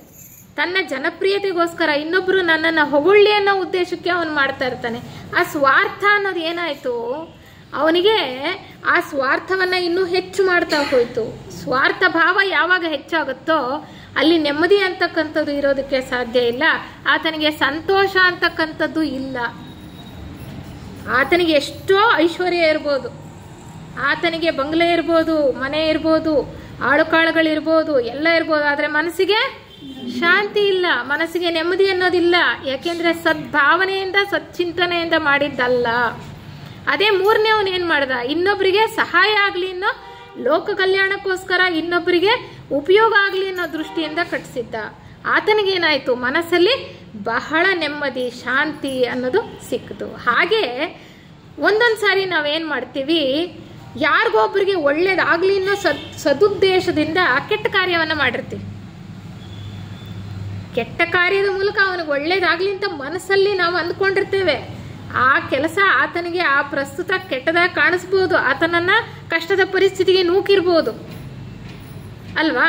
ಆದರೆ ಒಳ್ಳೆಯ ಚಿಂತನೆಯಿಂದ ಮಾಡಿರ್ತೀವಿ. ಅಂಥವನಿಗೆ ಯಾವ ಥರ ಪ್ರತಿಫಲ ಬರುತ್ತಪ್ಪ ಅಂದರೆ, ಮನಸ್ಸಿನಲ್ಲಿ ಬಹಳ ನೆಮ್ಮದಿ ಸಂತೋಷ ಇರುತ್ತಂತೆ ಆತನಿಗೆ. ಆದರೆ ಆತ ಕೆಟ್ಟದ್ದು ಮಾಡಿರ್ತಾನಲ್ಲ, ಆ ದೇಹದ ಮೂಲಕ, ಸ್ಥೂಲ ದೇಹದ ಮೂಲಕ, ಆತನಿಗೂ ಕೂಡ ಸ್ಥೂಲ ಲೋಕದಲ್ಲಿ ಸ್ಥೂಲ ದೇಹದಲ್ಲಿ ಕಷ್ಟಗಳನ್ನು ಅನುಭವಿಸಬೇಕಾಗಿರ್ತಕ್ಕಂತಹ ಫಲ ಖಂಡಿತವಾಗ್ಲೂ ಬರುತ್ತೆ. ಅಂದರೆ ಸದುದ್ದೇಶದಿಂದ ನಾವು ಕೆಟ್ಟ ಕೆಲಸ ಮಾಡಿದ್ರೂ ಕೂಡ ಅದಕ್ಕೆ ಫಲ ಅಂತಕ್ಕಂಥದ್ದು ಇದ್ದೇ ಇದೆ. ಕರ್ಮ ನಿಯಮ ಹೇಗೆ ಕೆಲಸ ಮಾಡುತ್ತೆ ಅಂದರೆ, ಒಂದು ಎಳ್ಳಷ್ಟು ಕೂಡ ಆಚೆ ಈಚೆ ಆಗೋದಿಲ್ಲ. ಬೆಂಕಿ ಸುಡುತ್ತಲ್ಲ, ಹಾಗೆ ಇದು ನಿಯಮ ಕೆಲಸ ಮಾಡ್ತಕ್ಕಂಥದ್ದು. ಬೆಂಕಿಯನ್ನು ಮುಟ್ಟಿದ್ರೆ ಸುಡುತ್ತೆ. ನಮಗೆ ತಿಳಿದೋ ತಿಳಿದಲೇನೋ ಯಾವ ಕೆಲಸ ಮಾಡಿದ್ರು ಕೂಡ, ಅಯ್ಯೋ ನನಗೆ ಗೊತ್ತಾಗದೆ ಮಾಡಿಬಿಟ್ಟೆ, ಅದಕ್ಕೆ ನನಗೆ ಯಾಕೆ ಶಿಕ್ಷೆ ಅನ್ನುವಂಥದ್ದಿಲ್ಲ. ನಿಮಗೆ ಗೊತ್ತಿದ್ದು ಮಾಡಿದ್ರು ಅಷ್ಟೇ, ಗೊತ್ತಿಲ್ಲದೆ ಮಾಡಿದ್ರು ಅಷ್ಟೇ, ಅದಕ್ಕೆ ಏನು ಫಲ ಬರಬೇಕು ಅದು ಬಂದೇ ಬರುತ್ತೆ. ಯಾಕೆ ಅಂದರೆ ಇಲ್ಲಿ ಯಾರು ಶಿಕ್ಷೆ ಕೊಡೋರು ಇಲ್ಲ, ಫಲ ಕೊಡೋರು ಇಲ್ಲ, ಬಹುಮಾನ ಕೊಡೋರು ಇಲ್ಲ. ಪ್ರತಿಯೊಂದು ನಮ್ಮ ಕ್ರಿಯೆಯೇ ನಮಗೆ ತಿರುಗಿ ಬಂದು ನಮ್ಮನ್ನು ಸೇರ್ತಾ ಇರ್ತಕ್ಕಂಥದ್ದು. ನಮ್ಮ ಕ್ರಿಯೆಯೇ ನಮಗೆ ವಾಪಸ್ ಬಂದು ಸೇರ್ತಾ ಇರ್ತಕ್ಕಂಥದ್ದು. ಅದನ್ನು ನಾವು ಚೆನ್ನಾಗಿ ಅರ್ಥ ಮಾಡ್ಕೊಳ್ಬೇಕಾಗಿದೆ. ಈ ಕರ್ಮ ನಿಯಮದಲ್ಲಿ ಕರ್ಮ ಫಲಗಳೂ ಕೂಡ ಅದೇ ರೀತಿ ಇರ್ತಕ್ಕಂಥದ್ದು. ಸ್ಥೂಲ ಲೋಕದಲ್ಲಿ ನಮ್ಮ ಕಾರ್ಯಗಳು ಚೆನ್ನಾಗಿದ್ದರೆ ನಮಗೆ ಒಳ್ಳೆಯ ಸನ್ನಿವೇಶಗಳನ್ನು ಸೃಷ್ಟಿಸುತ್ತವೆ. ಒಳ್ಳೆಯ ಸನ್ನಿವೇಶದಲ್ಲಿ ಒಳ್ಳೆಯ ಸುಖ ಸೌಲಭ್ಯಗಳಲ್ಲಿ ನಾವು ಬದುಕ್ತಾ ಇರ್ತೇವೆ. ಅದೇ ನಮಗೆ ಒಳ್ಳೆಯ ಆಶೆಗಳು ಆಕಾಂಕ್ಷೆಗಳು ಇದ್ದರೆ ಅವು ನಮಗೆ ಒಳ್ಳೆಯ ಅವಕಾಶಗಳನ್ನು ಸೃಷ್ಟಿಸ್ಕೊಡ್ತವೆ. ಮನುಷ್ಯ ಆತ ಈ ಸಂಸರಣಾ ಯೋಜನೆಯಲ್ಲಿ ಮುಂದುವರಿತಾ ಹೋಗಬೇಕು ಅಂದರೆ, ಜೀವ ವಿಕಾಸ ಆಗ್ತಾ ಹೋಗಬೇಕು ಅಂದರೆ, ಎಲ್ಲ ದೇಹಗಳ ಮೂಲಕನೂ ಪರಿಶುದ್ಧತೆಯನ್ನು ಕಾಯ್ದುಕೊಳ್ತಾ ಎಲ್ಲ ಹಂತಗಳಲ್ಲೂ ಕೂಡ ನಾವು ಪ್ರಜ್ಞೆಯನ್ನು ಉನ್ನತ ಮಟ್ಟಕ್ಕೆ ಏರಿಸ್ಕೊಳ್ತಾ ಹೋಗಬೇಕಾಗತ್ತೆ. ಅದಕ್ಕೆ ನಮ್ಮ ಆಶೆಗಳು ಆಕಾಂಕ್ಷೆಗಳು ಕೂಡ ಉನ್ನತ ಮಟ್ಟದ್ದಾಗಿರಬೇಕು. ನಮಗೆ ಸತ್ಸಂಗದಲ್ಲಿ ಬರಬೇಕು ಅಂತಕ್ಕಂತಹ ಆಶೆ ಇದ್ದರೆ, ಆಕಾಂಕ್ಷೆಗಳಿದ್ದರೆ, ಹೇಗೋ ನಮ್ಮನೆ ಮನೆಯಲ್ಲಿರ್ತಕ್ಕಂಥ ಪರಿಸ್ಥಿತಿ ಅದಕ್ಕೆ ಸೂಕ್ತವಾಗಿ ನಮಗೆ ಅವಕಾಶವನ್ನು ಒದಗಿಸ್ಕೊಡುತ್ತೆ. ಹಾಗೆ ನಾವೀಗ ಒಳ್ಳೆಯದ ಸ್ಥಳಕ್ಕೆ ಹೋಗಬೇಕು, ಒಳ್ಳೆಯದನ್ನು ಕೇಳಬೇಕು, ಒಳ್ಳೆಯ ಸತ್ಸಂಗದಲ್ಲಿ ನಾವು ಭಾಗವಹಿಸಬೇಕು ಅಂದರೆ ಅದಕ್ಕೆ ಪೂರಕವಾಗಿ ನಮ್ಮ ಆಶೆಗಳ ಬಲದಿಂದನೇ ನಮಗೆ ಆ ಒಂದು ಪರಿಸ್ಥಿತಿಗಳು ಸನ್ನಿವೇಶಗಳು ಒದಗಿ ಬರ್ತಕ್ಕಂಥದ್ದು. ಅದಕ್ಕೆ ನಾವು ಯಾವಾಗಲೂ ಕೂಡ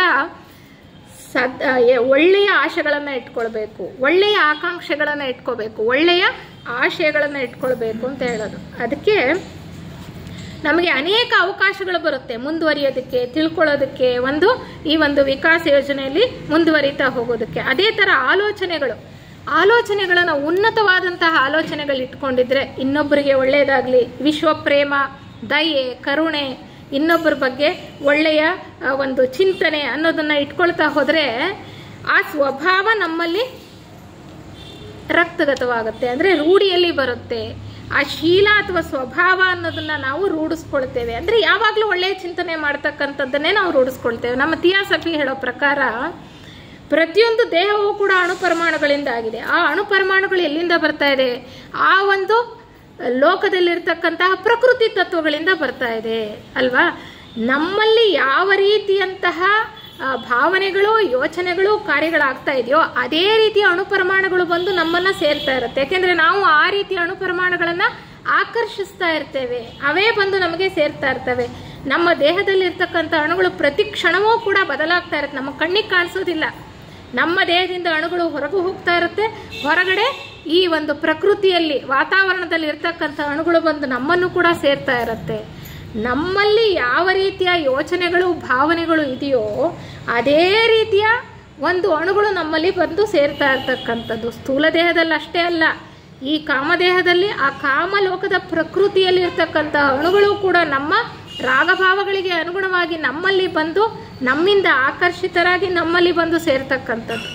ಆ ರೀತಿ ನಾವು ಒಳ್ಳೆಯದನ್ನೇ ಆಕರ್ಷಿಸ್ತಾ ಹೋದರೆ, ನಮ್ಮ ಒಳ್ಳೆಯ ಕಾರ್ಯಗಳ ಮೂಲಕ ಅವುಗಳನ್ನೇ ನಾವು ಆಕರ್ಷಿಸ್ತಾ ತಗೊಳ್ತಾ ಹೋದರೆ ನಮ್ಮ ವಿಕಾಸ ಆಗೋದಕ್ಕೆ ಖಂಡಿತವಾಗ್ಲೂ ಸಾಧ್ಯ ಅನ್ನುವಂಥ ವಿಚಾರವನ್ನು ನಾವು ಚೆನ್ನಾಗಿ ತಿಳ್ಕೊಳ್ಬೇಕಾಗತ್ತೆ. ಹೌದು, ನಾವು ಕರ್ಮವನ್ನು ಏನು ಮಾಡ್ತಾ ಇದ್ದೀವಲ್ಲ, ಈ 3 ಕೆಳಗಿನ ಲೋಕಗಳಲ್ಲಿ ಕರ್ಮ ಮಾಡ್ತಾ ಇರುವಾಗ ಇಲ್ಲಿ ಪುಣ್ಯನೂ ಉಂಟು, ಪಾಪನೂ ಉಂಟು. ಹೌದಾ? ಕೆಟ್ಟ ಕರ್ಮಗಳನ್ನು ಮಾಡ್ತಾ ಇರ್ತೇವೆ, ಒಳ್ಳೆಯ ಕರ್ಮಗಳನ್ನು ಮಾಡ್ತಾ ಇರ್ತೇವೆ.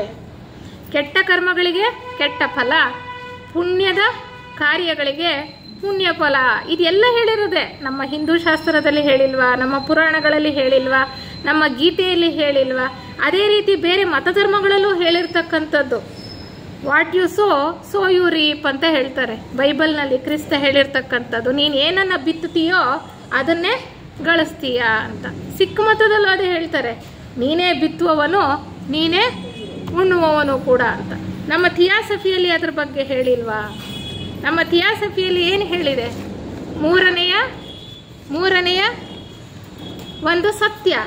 ಏನು ಮೂರನೆಯ ಸತ್ಯ? ನಮ್ಮ ಥಿಯಾಸಫಿ ಪ್ರಕಾರ ಮೂರನೆಯ ಸತ್ಯ ಏನು? 3 ಸತ್ಯಗಳಿದೆ ಅಲ್ವಾ? 3 ಉದ್ದೇಶಗಳು, ಹಾಗೆ 3 ಸತ್ಯಗಳಿದೆ. ಮೂರನೆಯ ಸತ್ಯ ಏನು? ಪ್ರತಿಯೊಬ್ಬನು ತನಗೆ ತಾನೇ ನ್ಯಾಯದಾತನು, ತನ್ನ ಏಳಿಗೆ ಅಥವಾ ಅವನತಿಗೆ ತಾನೇ ಕಾರಣನು, ತನ್ನ ಜೀವಿತ ಪ್ರತಿಫಲ ಶಿಕ್ಷೆ ಇವುಗಳಿಗೆ ತಾನೇ ನಿಯಾಮಕನು. ಅಂದರೆ ಪ್ರತಿಯೊಂದು ಕೂಡ ನಮ್ಮಿಂದಲೇ ಆಗ್ತಾ ಇರ್ತಕ್ಕಂಥದ್ದು. ನಾವು ಬೇರೆಯವರನ್ನ ದೂಷಿಸ್ತಕ್ಕಂತಹ ಒಂದು ಸ್ಥಿತಿ ಇಲ್ಲವೇ ಇಲ್ಲ. ಇದನ್ನ ನಾವು ಚೆನ್ನಾಗಿ ಅರ್ಥ ಮಾಡ್ಕೊಳ್ಬೇಕು. ಯಾಕೆಂದ್ರೆ ಪ್ರಸ್ತುತ ನಾವೆಷ್ಟೇ ತಿಳ್ಕೊಳ್ತಾ ಹೋದ್ರು ನಾವು ಬೇರೆಯವ್ರನ್ನೇ ದೂರ್ತಾ ಇರ್ತೀವಿ. ಅವರಿಂದಲೇ ನನಗೆ ಕಷ್ಟ ಬಂತು, ಅವರಿಂದನೇ ನನಗೆ ತೊಂದರೆ ಆಯಿತು, ಅವರೇ ನನಗೆ ತೊಂದರೆ ಮಾಡಿದ್ದು ಅನ್ನುವಂತಹ ಧೋರಣೆ ನಮ್ಮಲ್ಲಿ ಬಲವಾಗಿ ಬೇರೂರು ಬಿಟ್ಟಿದೆ. ಆ ಒಂದು ಕಷ್ಟ ಯಾಕೆ ಬಂತು?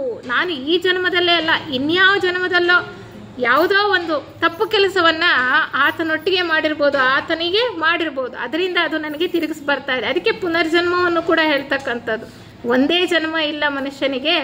ಆತ ಪರಿಪೂರ್ಣತೆಯನ್ನು ಪಡ್ಕೊಂಡು ಜೀವನ್ಮುಕ್ತನಾಗಬೇಕು ಅಂದರೆ ಅನೇಕ ಜನ್ಮಗಳು ಬೇಕಾಗಿದೆ. ಅದಕ್ಕೆ ಹೇಳ್ತಾರೆ ಕರ್ಮಗಳಲ್ಲಿ 3 ವಿಧ ಇದೆ ಅಥವಾ 3 ವರ್ಗಗಳಿದೆ ಅಂತ ಹೇಳ್ತಾರೆ. ಯಾವುದಪ್ಪ? ಸಂಚಿತ ಕರ್ಮ ಅಂತಕ್ಕಂಥದ್ದು ಒಂದಾದ್ರೆ, ಪ್ರಾರಬ್ಧ ಕರ್ಮ ಅನ್ನೋದು, ಮತ್ತೆ ಆಗಾಮಿ ಕರ್ಮ. ಇಲ್ಲಿ ಸಂಚಿತ ಕರ್ಮ ಅಂದ್ರೆ ಏನು? ಜನ್ಮ ಜನ್ಮಾಂತರಗಳಲ್ಲಿ ನಾವು ಅನೇಕ ಜನ್ಮಗಳನ್ನು ಪಡ್ಕೊಂಡು ಬರ್ತೇವೆ. ಜೀವಾತ್ಮನ ಒಂದು ಅಂಶ ದೇಹಾತ್ಮನಾಗಿ ಇಲ್ಲಿ ಕೆಳಗಿನ 3 ಲೋಕಗಳಲ್ಲಿ ಅಭಿವ್ಯಕ್ತಗೊಂಡು ಕೆಲಸ ಮಾಡ್ತಾ, ಆ ಜನ್ಮ ಜನ್ಮಗಳಲ್ಲೂ ಕೆಲಸ, ಕ್ಷಣ ಕ್ಷಣವೂ ನಾವು ಕೆಲಸ ಮಾಡ್ತಾ ಇದ್ದೇವೆ ಅಂದರೆ ನಾವು ಕ್ರಿಯೆ ಮಾಡ್ದಲೇ ಇರ್ತಕ್ಕಂಥ ಕ್ಷಣನೇ ಇಲ್ಲ ಅಂದಮೇಲೆ ಜನ್ಮ ಜನ್ಮಗಳಲ್ಲಿ ಎಷ್ಟು ಕೆಲಸಗಳನ್ನು ಮಾಡಿರ್ತೇವೆ ಅಲ್ವಾ? ಆ ಎಲ್ಲ ಕೆಲಸಗಳಿಗೆ ಪ್ರತಿಕ್ರಿಯೆ ಅಥವಾ ಪ್ರತಿಫಲ ಅನ್ನೋದು ಇದೆ ತಾನೆ. ಅವೆಲ್ಲವೂ ಕೂಡ ನಮ್ಮ ಎಲ್ಲ ಕರ್ಮಗಳ ಒಂದು ದೊಡ್ಡ ರಾಶಿ ಇದೆಯಲ್ಲ, ಅದನ್ನೇ ಸಂಚಿತ ಕರ್ಮ ಅಂತ ಹೇಳ್ತಕ್ಕಂಥದ್ದು. ಆ ಸಂಚಿತ ಕರ್ಮದಲ್ಲಿ ಸ್ವಲ್ಪ ಭಾಗವನ್ನು ಮಾತ್ರ ಪ್ರತಿ ಜನ್ಮದಲ್ಲಿ ನಮಗೆ ಕರ್ಮದೇವತೆಗಳು ಅಳೆದು ಸುರಿದು ನಾವು ಎಷ್ಟು ಅದನ್ನ ಅನುಭವಿಸೋದಕ್ಕೆ ಸಾಧ್ಯನೋ ಅಷ್ಟು ಮಾತ್ರ ನಮಗೆ ಅಲಾಟ್ ಮಾಡಿರ್ತಾರೆ, ಅಂದರೆ ಅಷ್ಟು ಮಾತ್ರ ಏರ್ಪಡಿಸಿರ್ತಾರೆ. ನೋಡಿ, ಒಂದು ವಿಚಾರ ಹೇಳ್ತಾರೆ, 10% ನಮಗೆ ಕೆಟ್ಟ ಕರ್ಮವನ್ನು ನಮಗೆ ಕೊಟ್ಟರೆ 20% ಒಳ್ಳೆ ಕರ್ಮವನ್ನು ಕೊಟ್ಟಿರ್ತಾರೆ. ಇಲ್ಲಾಂದರೆ ಮನುಷ್ಯ ಅಷ್ಟೊಂದು ಆಶಾದಾಯಕವಾಗಿ ಈ ಭೂಮಿಯಲ್ಲಿ ಜೀವನ ಮಾಡೋದಕ್ಕೆ ಸಾಧ್ಯ ಇಲ್ಲ. ನಮಗೆ ಕಷ್ಟಗಳು ಬರುತ್ತೆ, ಸುಖಗಳು ಬರುತ್ತೆ. ನಾವು ಗಮನಿಸಿ ನೋಡಿದ್ದೆ ಆದರೆ ಸುಖನೇ ಜಾಸ್ತಿ, ನಮಗೆ ಕಷ್ಟ ಕಡಿಮೆ. ಆದರೆ ನಾವು ಕಷ್ಟವನ್ನೇ ದೊಡ್ಡದು ಮಾಡಿಕೊಂಡು ನಮಗೆ ತುಂಬ ಕಷ್ಟ ಇದೆ ಅಂತ ನಾವು ಅಂದ್ಕೊಳ್ತೇವೆ ಅಷ್ಟೇ ಅಲ್ವಾ? ಇನ್ನು 80% ಇದೆಯಲ್ಲ, ಈ ಕರ್ಮವನ್ನು ಅನುಭವಿಸ್ತಕ್ಕಂತಹ ಒಂದು ಪ್ರಕ್ರಿಯೆಯಲ್ಲಿ ಹೊಸ ಹೊಸ ಕರ್ಮವನ್ನು ನಾವು ಮಾಡ್ತಾ ಇರ್ತೇವೆ. ಹಳೇದಕ್ಕೆ ಕರ್ಮದ ಫಲ ಮಾತ್ರ ನಾವು ಅನುಭವಿಸ್ತಾ ಇಲ್ಲ. ಈಗ ಕೂಡ ಪ್ರತಿಕ್ಷಣ ನಾವು ಕೆಲಸ ಮಾಡ್ತಾನೆ ಇದ್ದೇವೆ. ಆ ಕ್ಷಣದಲ್ಲಿ ಮಾಡ್ತಾ ಇರ್ತಕ್ಕಂತಹ ಕೆಲಸಗಳು ಕೂಡ ಹಿಂದಿನ ಜನ್ಮಗಳ ಕರ್ಮಗಳ ಜೊತೆ ಅಥವಾ ವಿರುದ್ಧವಾಗಿ ಅಥವಾ ಸಹಕಾರಿಯಾಗಿ ಕೆಲಸ ಮಾಡ್ತಾ ಇರ್ಬೋದು, ಅಥವಾ ಸ್ವಲ್ಪ ಮಟ್ಟಿಗೆ ಮಾತ್ರ ಅದು ಇಲ್ಲಿ ಕಾರ್ಯವನ್ನು ನಿರ್ವಹಿಸ್ಬೋದು. ಇನ್ನೂ ಹೆಚ್ಚು ಕರ್ಮಗಳ ಫಲವನ್ನು ನಾವು ಅನುಭವಿಸ್ಬೋದು ಬೇಕಲ್ಲ, ಅದೆಲ್ಲ ಮತ್ತೆ ಮುಂದಿನ ಜನ್ಮಗಳಿಗೆ ಹೋಗ್ತಕ್ಕಂಥದ್ದು. ಅದನ್ನೇ ನಾವು ಆಗಾಮಿ ಕರ್ಮ ಅಂತ ಹೇಳ್ತಕ್ಕಂಥದ್ದು. ಅಂದರೆ ಪ್ರಸ್ತುತ ನಾವು ಪ್ರಾರಬ್ಧ ಕರ್ಮವನ್ನು ಅನುಭವಿಸ್ತಕ್ಕಂತಹ ಒಂದು ಸನ್ನಿವೇಶದಲ್ಲಿ ಮತ್ತೆ ಮತ್ತೆ ಹೊಸದಾಗಿ ಕರ್ಮಗಳನ್ನು ಮಾಡ್ತಾ ಇರ್ತೇವೆ, ಅಂದರೆ ಕೆಲಸಗಳನ್ನು ಮಾಡ್ತಾ ಇರ್ತೇವೆ. ಅದಕ್ಕೂ ಪ್ರತಿಫಲ ಬೇಕಲ್ವ? ಅದು ಎಲ್ಲವೂ ಕೂಡ ಈ ಜನ್ಮದಲ್ಲಿ ಅನುಭವಿಸೋದಕ್ಕೆ ಸಾಧ್ಯ ಇಲ್ಲ. ಅಂದರೆ ಅಷ್ಟೊಂದು ಕಷ್ಟಗಳನ್ನು ಅಥವಾ ಅಷ್ಟೊಂದು ಕರ್ಮಗಳನ್ನು ಪೂರ್ತಿಯಾಗಿ ಈ ಒಂದು ಜನ್ಮದಲ್ಲಿ ಅನುಭವಿಸಿ ಮುಗಿಸೋದಕ್ಕೆ ಖಂಡಿತ ಸಾಧ್ಯ ಅಲ್ಲ. ಅದು ಮತ್ತೆ ಮುಂದೆ ಹೋಗಿ ನಮ್ಮ ಮುಂದಿನ ಜನ್ಮಗಳಲ್ಲಿ ನಮಗೆ ಸಿಗತಕ್ಕಂಥದ್ದು. ಅದು ಮತ್ತೆ ಹೋಗಿ ಸಂಚಿತ ಕರ್ಮಕ್ಕೆ ಸೇರಿಕೊಳ್ಳುತ್ತೆ. ಅಂದರೆ ಪ್ರಾರಬ್ಧ ಕರ್ಮ ಅಂತಕ್ಕಂಥದ್ದು ನಾವು ಪ್ರಸ್ತುತ ಆ ಜನ್ಮದಲ್ಲಿ ಅನುಭವಿಸ್ತಾ ಇರ್ತಕ್ಕಂಥದ್ದು. ಅದಕ್ಕೆ ಕಾರಣ ಏನು? ನಮ್ಮ ಹಿಂದಿನ ಜನ್ಮದ ಕೆಲಸ ಕಾರ್ಯಗಳು, ನಮ್ಮ ಇಂದಿನ ಜೀವನದ ಪರಿಸ್ಥಿತಿಗೆ, ನಮ್ಮ ಸನ್ನಿವೇಶಗಳಿಗೆ ಅಥವಾ ನಮ್ಮ ಪ್ರಾರಬ್ಧ ಕರ್ಮಕ್ಕೆ ಕಾರಣ ಏನು? ಹಿಂದಿನ ಜನ್ಮಗಳ ಕಾರ್ಯಗಳು ಅಲ್ವಾ? ಹಿಂದಿನ ಜನ್ಮದ ಕಾರ್ಯಗಳು ಈಗಿನ ಪ್ರಸ್ತುತ ಜನ್ಮವನ್ನು ನಿರ್ಧಾರ ಮಾಡಿದಾವೆ. ಮತ್ತೆ ಈಗ ಮಾಡ್ತಾ ಇರ್ತಕ್ಕಂತಹ ಕಾರ್ಯಗಳು ನಮ್ಮ ಮುಂದಿನ ಜೀವನವನ್ನು ರೂಪಿಸ್ತವೆ, ಮುಂದಿನ ಜನ್ಮವನ್ನು ಹೇಗಿಡ್ತವೆ ಅನ್ನೋದು ಈಗ ನಾವು ಹೇಗೆ ಬದುಕ್ತಾ ಇದ್ದೀವೋ ಅದು ಬಹಳ ಮುಖ್ಯ. ಅದೇ ಬಹಳ ಮುಖ್ಯ ಇಲ್ಲಿ ನಾವು ತಿಳ್ಕೊಳ್ಬೇಕಾಗಿರೋದು. ಹಿಂದೆ ಆಗಿರೋದನ್ನ ಹೆಚ್ಚು ನಾವು ಬದಲಾಯಿಸೋದಕ್ಕೆ ಸಾಧ್ಯ ಇಲ್ಲ, ಆದರೆ ಈಗ ನಾವು ಹೇಗೆ ಜೀವನ ಮಾಡ್ತಾ ಇದ್ದೇವೆ, ಈ ಒಂದು ಜೀವನ ಮಾಡುವಾಗ ನಾವು ಹೇಗೆ ಕೆಲಸಗಳನ್ನು ಮಾಡ್ತಾ ಇದ್ದೇವೆ, ಇಲ್ಲಿ ನಮಗೆ ಪೂರ್ಣ ಸ್ವಾತಂತ್ರ್ಯ ಇದೆ. ನಮ್ಮ ಮುಂದಿನ ಜನ್ಮದ ಜೀವನವನ್ನು ಕಟ್ಟಿಕೊಳ್ಳೋದಕ್ಕೆ ನಮಗೆ ಪೂರ್ಣ ಸ್ವಾತಂತ್ರ್ಯ ಇದೆ. ನಾವು ಎಷ್ಟು ಚೆನ್ನಾಗಿ ಬಾಳ ಬದುಕ್ತೀವೋ ಅಷ್ಟು ಒಳ್ಳೆಯ ಜನ್ಮ ನಮಗೆ ಮುಂದೆ ಸಿಗತಕ್ಕಂಥದ್ದು. ಆದರೆ ಹಿಂದಿನ ಜನ್ಮಗಳ ಫಲ ಇದೆಯಲ್ಲ, ಅದನ್ನ ಕೂಡ ನಾವು ಕಳ್ಕೊಳ್ತಾ ಹೋಗಬೇಕಾಗಿದೆ. ಈ ನಿಟ್ಟಿನಲ್ಲಿ, ಈ ಒಂದು ಪ್ರಕ್ರಿಯೆಯಲ್ಲಿ ಹಳೆಯ ಜನ್ಮದ ಕರ್ಮಗಳನ್ನು ಅನುಭವಿಸುವಾಗ ಮತ್ತೆ ಮತ್ತೆ ನಾವು ಕೆಟ್ಟ ಕರ್ಮಗಳನ್ನು ಮಾಡ್ತಾ ಇದ್ರೆ ಏನಾಗುತ್ತೆ? ಆ ಹಿಂದಿನ ಕೆಟ್ಟ ಕರ್ಮಗಳ ಜೊತೆಗೆ ಈಗಿನ ಕೆಟ್ಟ ಕರ್ಮವು ಸೇರಿಕೊಂಡು ನಮ್ಮ ಪರಿಸ್ಥಿತಿ ಇನ್ನೂ ದುಸ್ತರವಾಗುತ್ತೆ, ಇನ್ನೂ ಹೆಚ್ಚು ಯಾತನಾಮಯವಾಗುತ್ತೆ ನಮ್ಮ ಪರಿಸ್ಥಿತಿ. ಅದೇ ನಾವು ಹಿಂದಿನ ಜನ್ಮಗಳ ಕರ್ಮಗಳನ್ನ ಅನುಭವಿಸುವಾಗ ಸಂತೋಷವಾಗಿ ಅನುಭವಿಸ್ತಾ, ಇದು ನನ್ನ ಪ್ರಾರಬ್ಧ ಕರ್ಮ, ಏನು ಮಾಡೋಕ್ಕಾಗಲ್ಲ ಅನ್ನುವಂತಹ ದೃಷ್ಟಿಯಲ್ಲಿ ಅನುಭವಿಸೋದು ಒಂದು ರೀತಿ. ಆದರೆ ಆ ಭಾವನೆಗಳಲ್ಲಿಗೆ ಒಳ್ಳೆಯದನ್ನ ತುಂಬುತ್ತಾ ನಾವು ಅನುಭವಿಸ್ತೀವಲ್ಲ, ಅದಕ್ಕೆ ಪ್ರತಿಯಾಗಿ ಸದ್ಭಾವನೆಗಳ, ಸದ್ಯೋಚನೆಗಳ, ಸತ್ಕಾರ್ಯಗಳ ಕರ್ಮವನ್ನು ಮಾಡ್ತಾ ಇದ್ರೆ ಆ ಹಿಂದಿನ ಕರ್ಮ ಫಲವನ್ನು ಕೂಡ ನಾವು ಕಡಿಮೆ ಮಾಡ್ಕೊಳ್ಬೋದು ಖಂಡಿತವಾಗ್ಲು. ಯಾಕೆಂದ್ರೆ ಇದು ಬಲ ಅಲ್ವಾ? ನಾವು ಒಂದು ಚೆಂಡನ್ನ ಗೋಡೆಗೆ ಎಸ್ತಿದ್ದೀವಿ ಅಂದ್ರೆ ಅದು ಏನೋ ಮಾಡದಿದ್ರೆ ವಾಪಸ್ ಬರುತ್ತೆ. ಮಧ್ಯದಲ್ಲಿ ನಾವು ತಡೆದ್ರೆ ಅದರ ವೇಗನೂ ಕಡಿಮೆ ಆಗುತ್ತೆ, ದಿಕ್ಕು ಬದಲಾಯಿಸುತ್ತೆ. ಆ ರೀತಿ ವ್ಯಕ್ತಿಗೆ ಸ್ವಾತಂತ್ರ್ಯ ಕೂಡ ಇದೆ. ನಾವು ಯಾವಾಗಲೂ ದೇವರನ್ನ ಹಳಿತಾ ಅಥವಾ ನಮ್ಮ ಹಿಂದಿನ ಕರ್ಮಗಳ ಬಗ್ಗೆ ವ್ಯಥೆ ಪಡ್ತಾ ಕೂತ್ಕೊಳ್ಳೋದಲ್ಲ. ವ್ಯಕ್ತಿಗೆ ಸ್ವಾತಂತ್ರ್ಯ ಕೂಡ ಇದೆ. ಈ ಕರ್ಮವನ್ನು ಅನುಭವಿಸುವಾಗ ಕರ್ಮ ನಿಯಮವನ್ನು ನಾವು ಚೆನ್ನಾಗಿ ಅರ್ಥ ಮಾಡಿಕೊಂಡ್ರೆ ವ್ಯಕ್ತಿಗೆ ಸ್ವಾತಂತ್ರ್ಯ ಇದೆ. ಹಿಂದೆ ಆಗಿರ್ತಕ್ಕಂಥ ಕರ್ಮ ಫಲವನ್ನು ಅನುಭವಿಸುವಾಗ ನಾವು ಒಳ್ಳೆ ಕರ್ಮವನ್ನು ಮಾಡ್ತಾ ಹೋದರೆ, ಅಂದರೆ ಈಗ ಒಂದು ಉದಾಹರಣೆಗೆ ತಗೊಳ್ಳಿ, ಯಾರೋ ಒಬ್ಬರು ದ್ವೇಷ ಮಾಡಿರ್ತಾರೆ ನಮಗೆ. ಇವೆಲ್ಲ ಹೇಗೆ ಅಂದರೆ, ನಾವು ಒಬ್ಬರಿಗೆ ದ್ವೇಷವನ್ನು ತೋರಿಸಿರ್ತೇವೆ, ಪ್ರೀತಿಯನ್ನು ತೋರಿಸಿರ್ತೇವೆ, ಅವ್ರ ಜೊತೆಯಲ್ಲಿ ಬದುಕಿರ್ತೇವೆ ಅಂದರೆ ಜನ್ಮ ಜನ್ಮಾಂತರಕ್ಕೂ ಅವರು ನಮ್ಮ ಜೊತೆಯಲ್ಲಿ ಬರ್ತಕ್ಕಂಥವ್ರು ಆತ್ಮ ಸಂಗಾತಿಗಳು ಅಂತ ಹೇಳ್ತಾ ಹೋಗ್ತಾರೆ. ನಾವು ಗಂಡ ಹೆಂಡತಿಯರಾಗ್ಬೋದು, ಅಥವಾ ಮಕ್ಕಳಾಗೆ ತಂದೆ ಮಕ್ಕಳಾಗಿ ಹುಟ್ಟಬಹುದು, ಸಹೋದರ ಸಹೋದರಿಯರಾಗಿ ಹುಟ್ಟಬಹುದು, ಅಥವಾ ಸ್ನೇಹಿತರಾಗಿ ಹುಟ್ಟಬಹುದು. ಈ ರೀತಿ ಒಂದು ಬಾಂಧವ್ಯದಲ್ಲಿ ನಾವೆಲ್ಲ ಹುಟ್ಟುತ್ತಾ ಇರ್ತೇವೆ.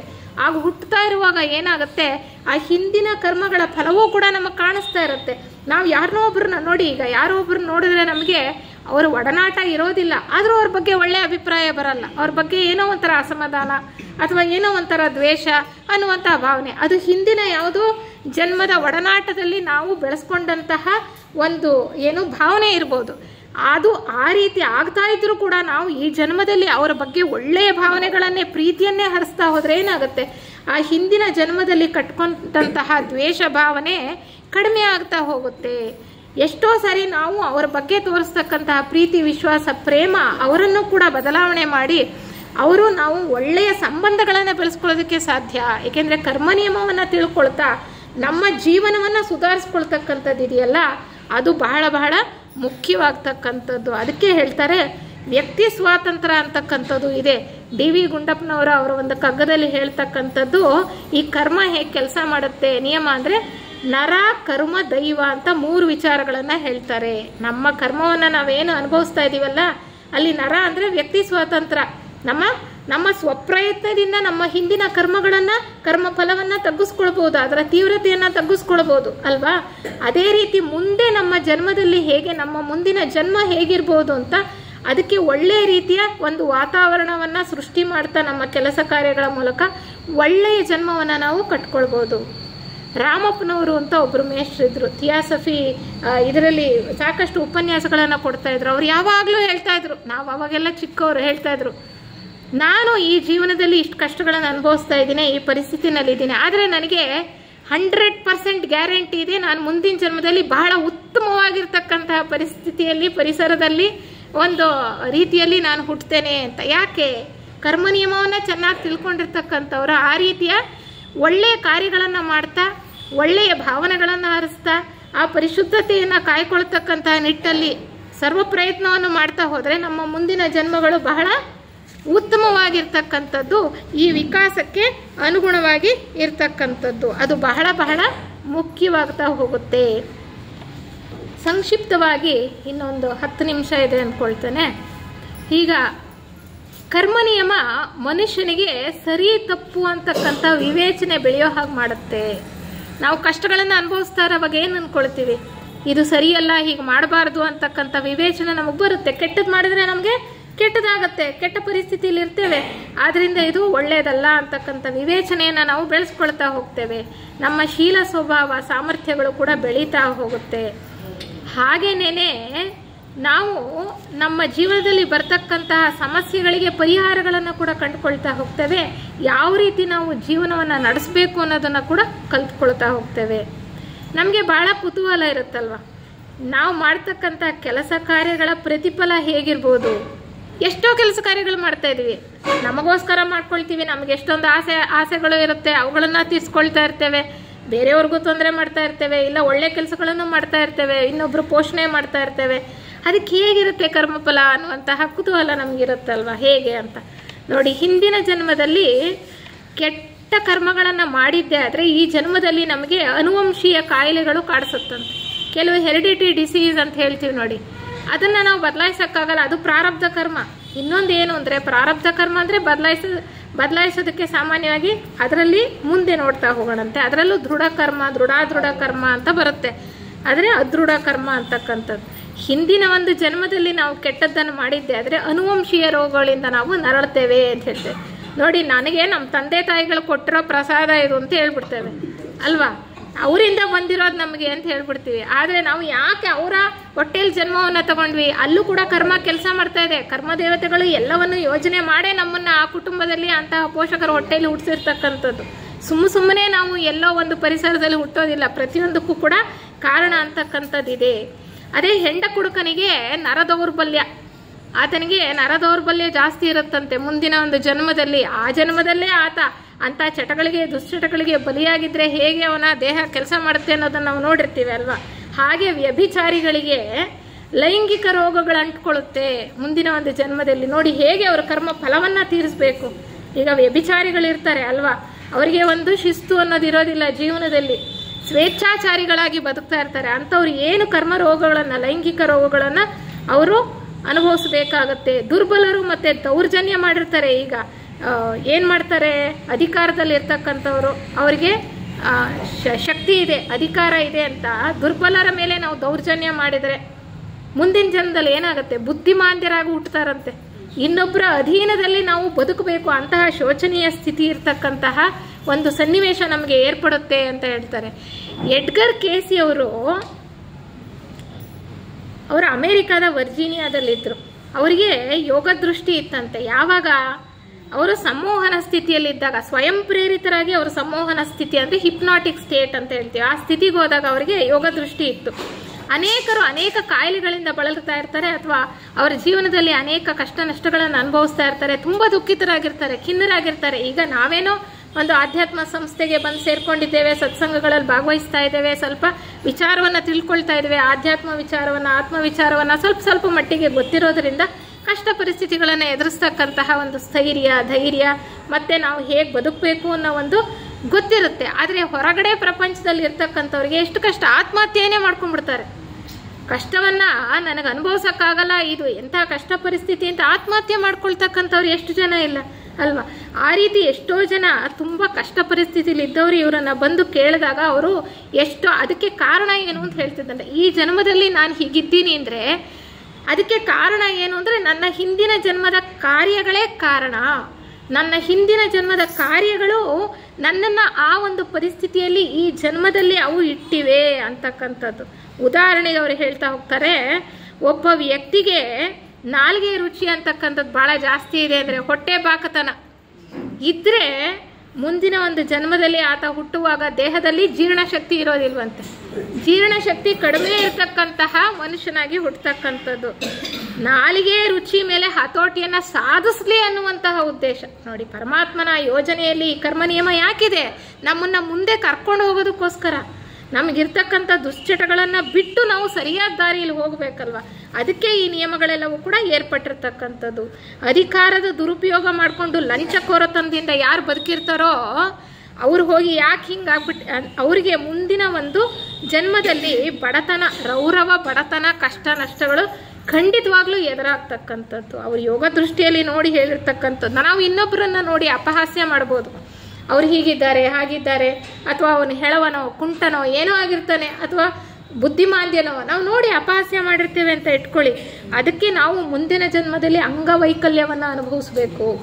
ಎಷ್ಟೋ ಜನರಿಗೆ ಏನಪ್ಪ ಕಾರಣ, ಇವ್ರಿಗೆ ಇಷ್ಟು ಅಂಗವೈಕಲ್ಯ ಇದೆ ಅಂತ ಅಂದ್ಕೊಳ್ತೀವಲ್ಲ, ಅದಕ್ಕೆ ನಾವೇ ಕಾರಣ, ಬೇರೆ ಯಾರೂ ಕಾರಣ ಅಲ್ಲ, ಅದಕ್ಕೆ ನಾವೇ ಕಾರಣ. ಅಥವಾ ನಾವು ಹೇಳ್ಬಿಡ್ತೇವೆ, ನಮ್ಮ ತಂದೆ ತಾಯಿ ಸರಿಯಾಗಿ ತೋರಿಸ್ಲಿಲ್ಲ ವೈದ್ಯರಿಗೆ, ನನಗೆ ಪೋಲಿಯೋ ಬಂದ್ಬಿಡ್ತು, ನಾನು ಈ ಥರ ಕಷ್ಟಪಡ್ತಾ ಇದ್ದೇನೆ ಈ ಒಂದು ಜನ್ಮದಲ್ಲಿ ಅಂತ. ಇಲ್ಲ, ಅದಕ್ಕೆ ನಿಜವಾಗ್ಲೂ ಒಂದು ಕಾರಣ ಇದ್ದೇ ಇದೆ. ಅದು ಹಿಂದೆ ನೋಡ್ತಾ ಹೋದರೆ ಅದಕ್ಕೆ ಕಾರಣ ಮತ್ಯಾರು ಅಲ್ಲ, ನಾವೇ ಕಾರಣ ಅನ್ನುವಂಥದ್ದು. ಹಾಗೆ ಕೆಟ್ಟ ಕರ್ಮಕ್ಕೆ ಕೆಟ್ಟ ಫಲ ಹೇಗಿದೆಯೋ ಒಳ್ಳೆಯ ಕರ್ಮಕ್ಕೆ ಒಳ್ಳೆಯ ಫಲನೂ ಕೂಡ ಇದೆ. ನಮಗೆ ಒಳ್ಳೆಯ ವಿಚಾರಗಳನ್ನು ತಿಳ್ಕೊಳ್ಬೇಕು ಅಂತಕ್ಕಂಥ ಆಸಕ್ತಿ ಇದ್ದರೆ ಅದೇ ರೀತಿಯ ಸನ್ನಿವೇಶಗಳು ನಮಗೆ ಏರ್ಪಡುತ್ತೆ, ಅವಕಾಶಗಳು ನಮಗೆ ಸಿಗುತ್ತೆ, ಅವುಗಳನ್ನು ನಾವು ತಿಳ್ಕೊಳ್ತಾ ಹೋಗ್ತೇವೆ. ಅದಕ್ಕೆ ನಮ್ಮ ಅಭಿರುಚಿಗಳನ್ನು ನಾವು ಬದಲಾಯಿಸ್ಕೊಳ್ಬೇಕು. ನಮ್ಮ ಅಭಿರುಚಿಗಳನ್ನು, ಆಸೆ ಆಕಾಂಕ್ಷೆಗಳನ್ನು ನಾವು ಬದಲಾಯಿಸ್ಕೊಳ್ತಾ ಹೋದರೆ ಸಚ್ಚಿಂತನೆಯಿಂದ, ಸತ್ಕಾರ್ಯಗಳಿಂದ ನಮ್ಮ ಜೀವ ವಿಕಾಸ ಆಗಿ ಪ್ರಜ್ಞೆ ಉನ್ನತ ಮಟ್ಟಕ್ಕೆ ಏರೋದಕ್ಕೆ ಸಾಧ್ಯ ಆಗುತ್ತೆ. ಅದನ್ನು ತಿಳ್ಕೊಳ್ಬೇಕು. ಅನಿಬೆಸೆಂಟ್ರನ್ನ ಯಾರೋ ಒಬ್ಬರು ಕೇಳಿದ್ರಂತೆ, ಶ್ರೋತೃ ವರ್ಗದವರು, ಅವರು ಭಾಷಣ ಮಾಡುವಾಗ ಅವರು ಬಹಳ ಉತ್ತಮ ವಾಗ್ಮಿಗಳಾಗಿದ್ದರು, ನಿಮಗೆ ಹೇಗೆ ಇಂತಹ ಒಳ್ಳೆಯ ಭಾಷಣದ ಕಲೆ ಸಿದ್ಧಿಸಿದೆ ನಿಮಗೆ ಅಂತ ಕೇಳಿದ್ರಂತೆ. ಹೇಗೆ ಬಂತು ನಿಮಗೆ ಇಷ್ಟೊಂದು ಸಾಮರ್ಥ್ಯ, ಇಷ್ಟು ಚೆನ್ನಾಗಿ ಭಾಷಣ ಮಾಡ್ತಿರಲ್ಲ, ಇಂಥ ಒಳ್ಳೆ ಉತ್ತಮ ವಾಗ್ಮಿಗಳು ಅಂತ ಕೇಳಿದ್ರೆ ಅವ್ರು ಹೇಳಿದ್ರಂತೆ, ಅವರಿಗೆ ಯೋಗ ದೃಷ್ಟಿ ಇತ್ತು ಅಲ್ವಾ.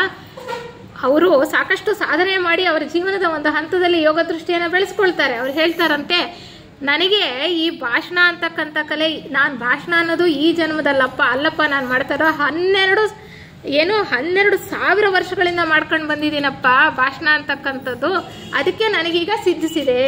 ಅಂದರೆ ಎಲ್ಲರಿಗೂ ಕೂಡ ಎಲ್ಲ ಸಾಮರ್ಥ್ಯಗಳು ಬರೋದಕ್ಕೆ ಸಾಧ್ಯ, ನಮಗೆ ಒಳ್ಳೆಯ ಸಾಮರ್ಥ್ಯಗಳು ನಮಗೆ ಬರೋದಕ್ಕೆ ಸಾಧ್ಯ. ಆದರೆ ಅದಕ್ಕೆ ಅವಕಾಶಗಳನ್ನು ನಾವು ಸೃಷ್ಟಿಸ್ಕೊಳ್ಬೇಕು ಅಂದರೆ ಅದು ಕೂಡ ನಮ್ಮ ಕೈಯಲ್ಲೇ ಇದೆ. ಒಳ್ಳೆಯ ಆಕಾಂಕ್ಷೆಗಳನ್ನು, ಆಶಯಗಳನ್ನು ನಾವು ಇಟ್ಕೊಂಡ್ರೆ ಆ ರೀತಿಯ ಅವಕಾಶಗಳು ನಮಗೆ ಸಿಗುತ್ತೆ.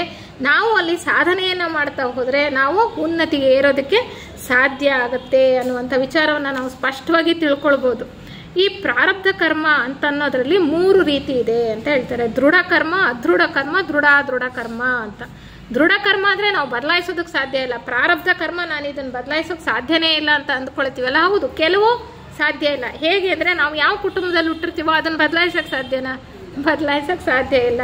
ನಮ್ಮ ಅಪ್ಪ ಅಮ್ಮಂದ್ರನ್ನ ಬದಲಾಯಿಸೋಕ್ಕೆ ಸಾಧ್ಯನಾ? ಇಲ್ಲ. ನಮ್ಮ ಕುಟುಂಬವನ್ನು ಬದಲಾಯಿಸೋದಕ್ಕೆ ಸಾಧ್ಯ ಇಲ್ಲ. ಇಲ್ಲ, ನಾನು ಕಪ್ಪು ಗುಟ್ಬಿಟ್ಟಿದ್ದೀನಪ್ಪ ಚೆನ್ನಾಗಿಲ್ಲ, ಅಥವಾ ಕುರೂಪಿ ಅಂದರೆ ಅದನ್ನು ಬದಲಾಯಿಸೋಕ್ಕೆ ಸಾಧ್ಯನಾ?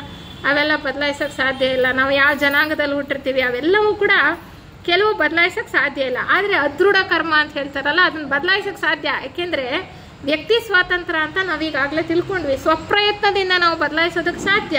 ಅಂದರೆ ಒಬ್ಬ ಮನುಷ್ಯನಿಗೆ ಆತನ ದುಶ್ಚಟದಿಂದ ಒಂದು ಕಾಯಿಲೆ ಬಂತು ಅಂತ ಇಟ್ಕೊಳ್ಳಿ, ಈ ಜನ್ಮದಲ್ಲಿ ಒಂದು ಡಯಾಬಿಟಿಸ್ ಕಾಯಿಲೆ ಬಂದಿದೆ ಉದಾಹರಣೆಗೆ ಹೇಳೋಣ, ಕಾಯಿಲೆ ಬಂತು ಅಂತ ಇಟ್ಕೊಳ್ಳಿ, ಆತ ಅದಕ್ಕೆ ಹೆಚ್ಚು ಏನು ಮಾಡ್ದಲೇ ಸುಮ್ಮನೆ ಅದು ನಾನು ಕರ್ಮನಪ್ಪ ಅನುಭವಿಸ್ತೀನಿ ಅಂತಿದ್ರೆ ಹಾಗೆ ಅನುಭವಿಸ್ಬೇಕು ಅಲ್ವಾ. ಆದರೆ ಅದನ್ನು ಬದಲಾಯಿಸ್ಕೊಳ್ಳೋದಕ್ಕೆ ಸಾಧ್ಯ.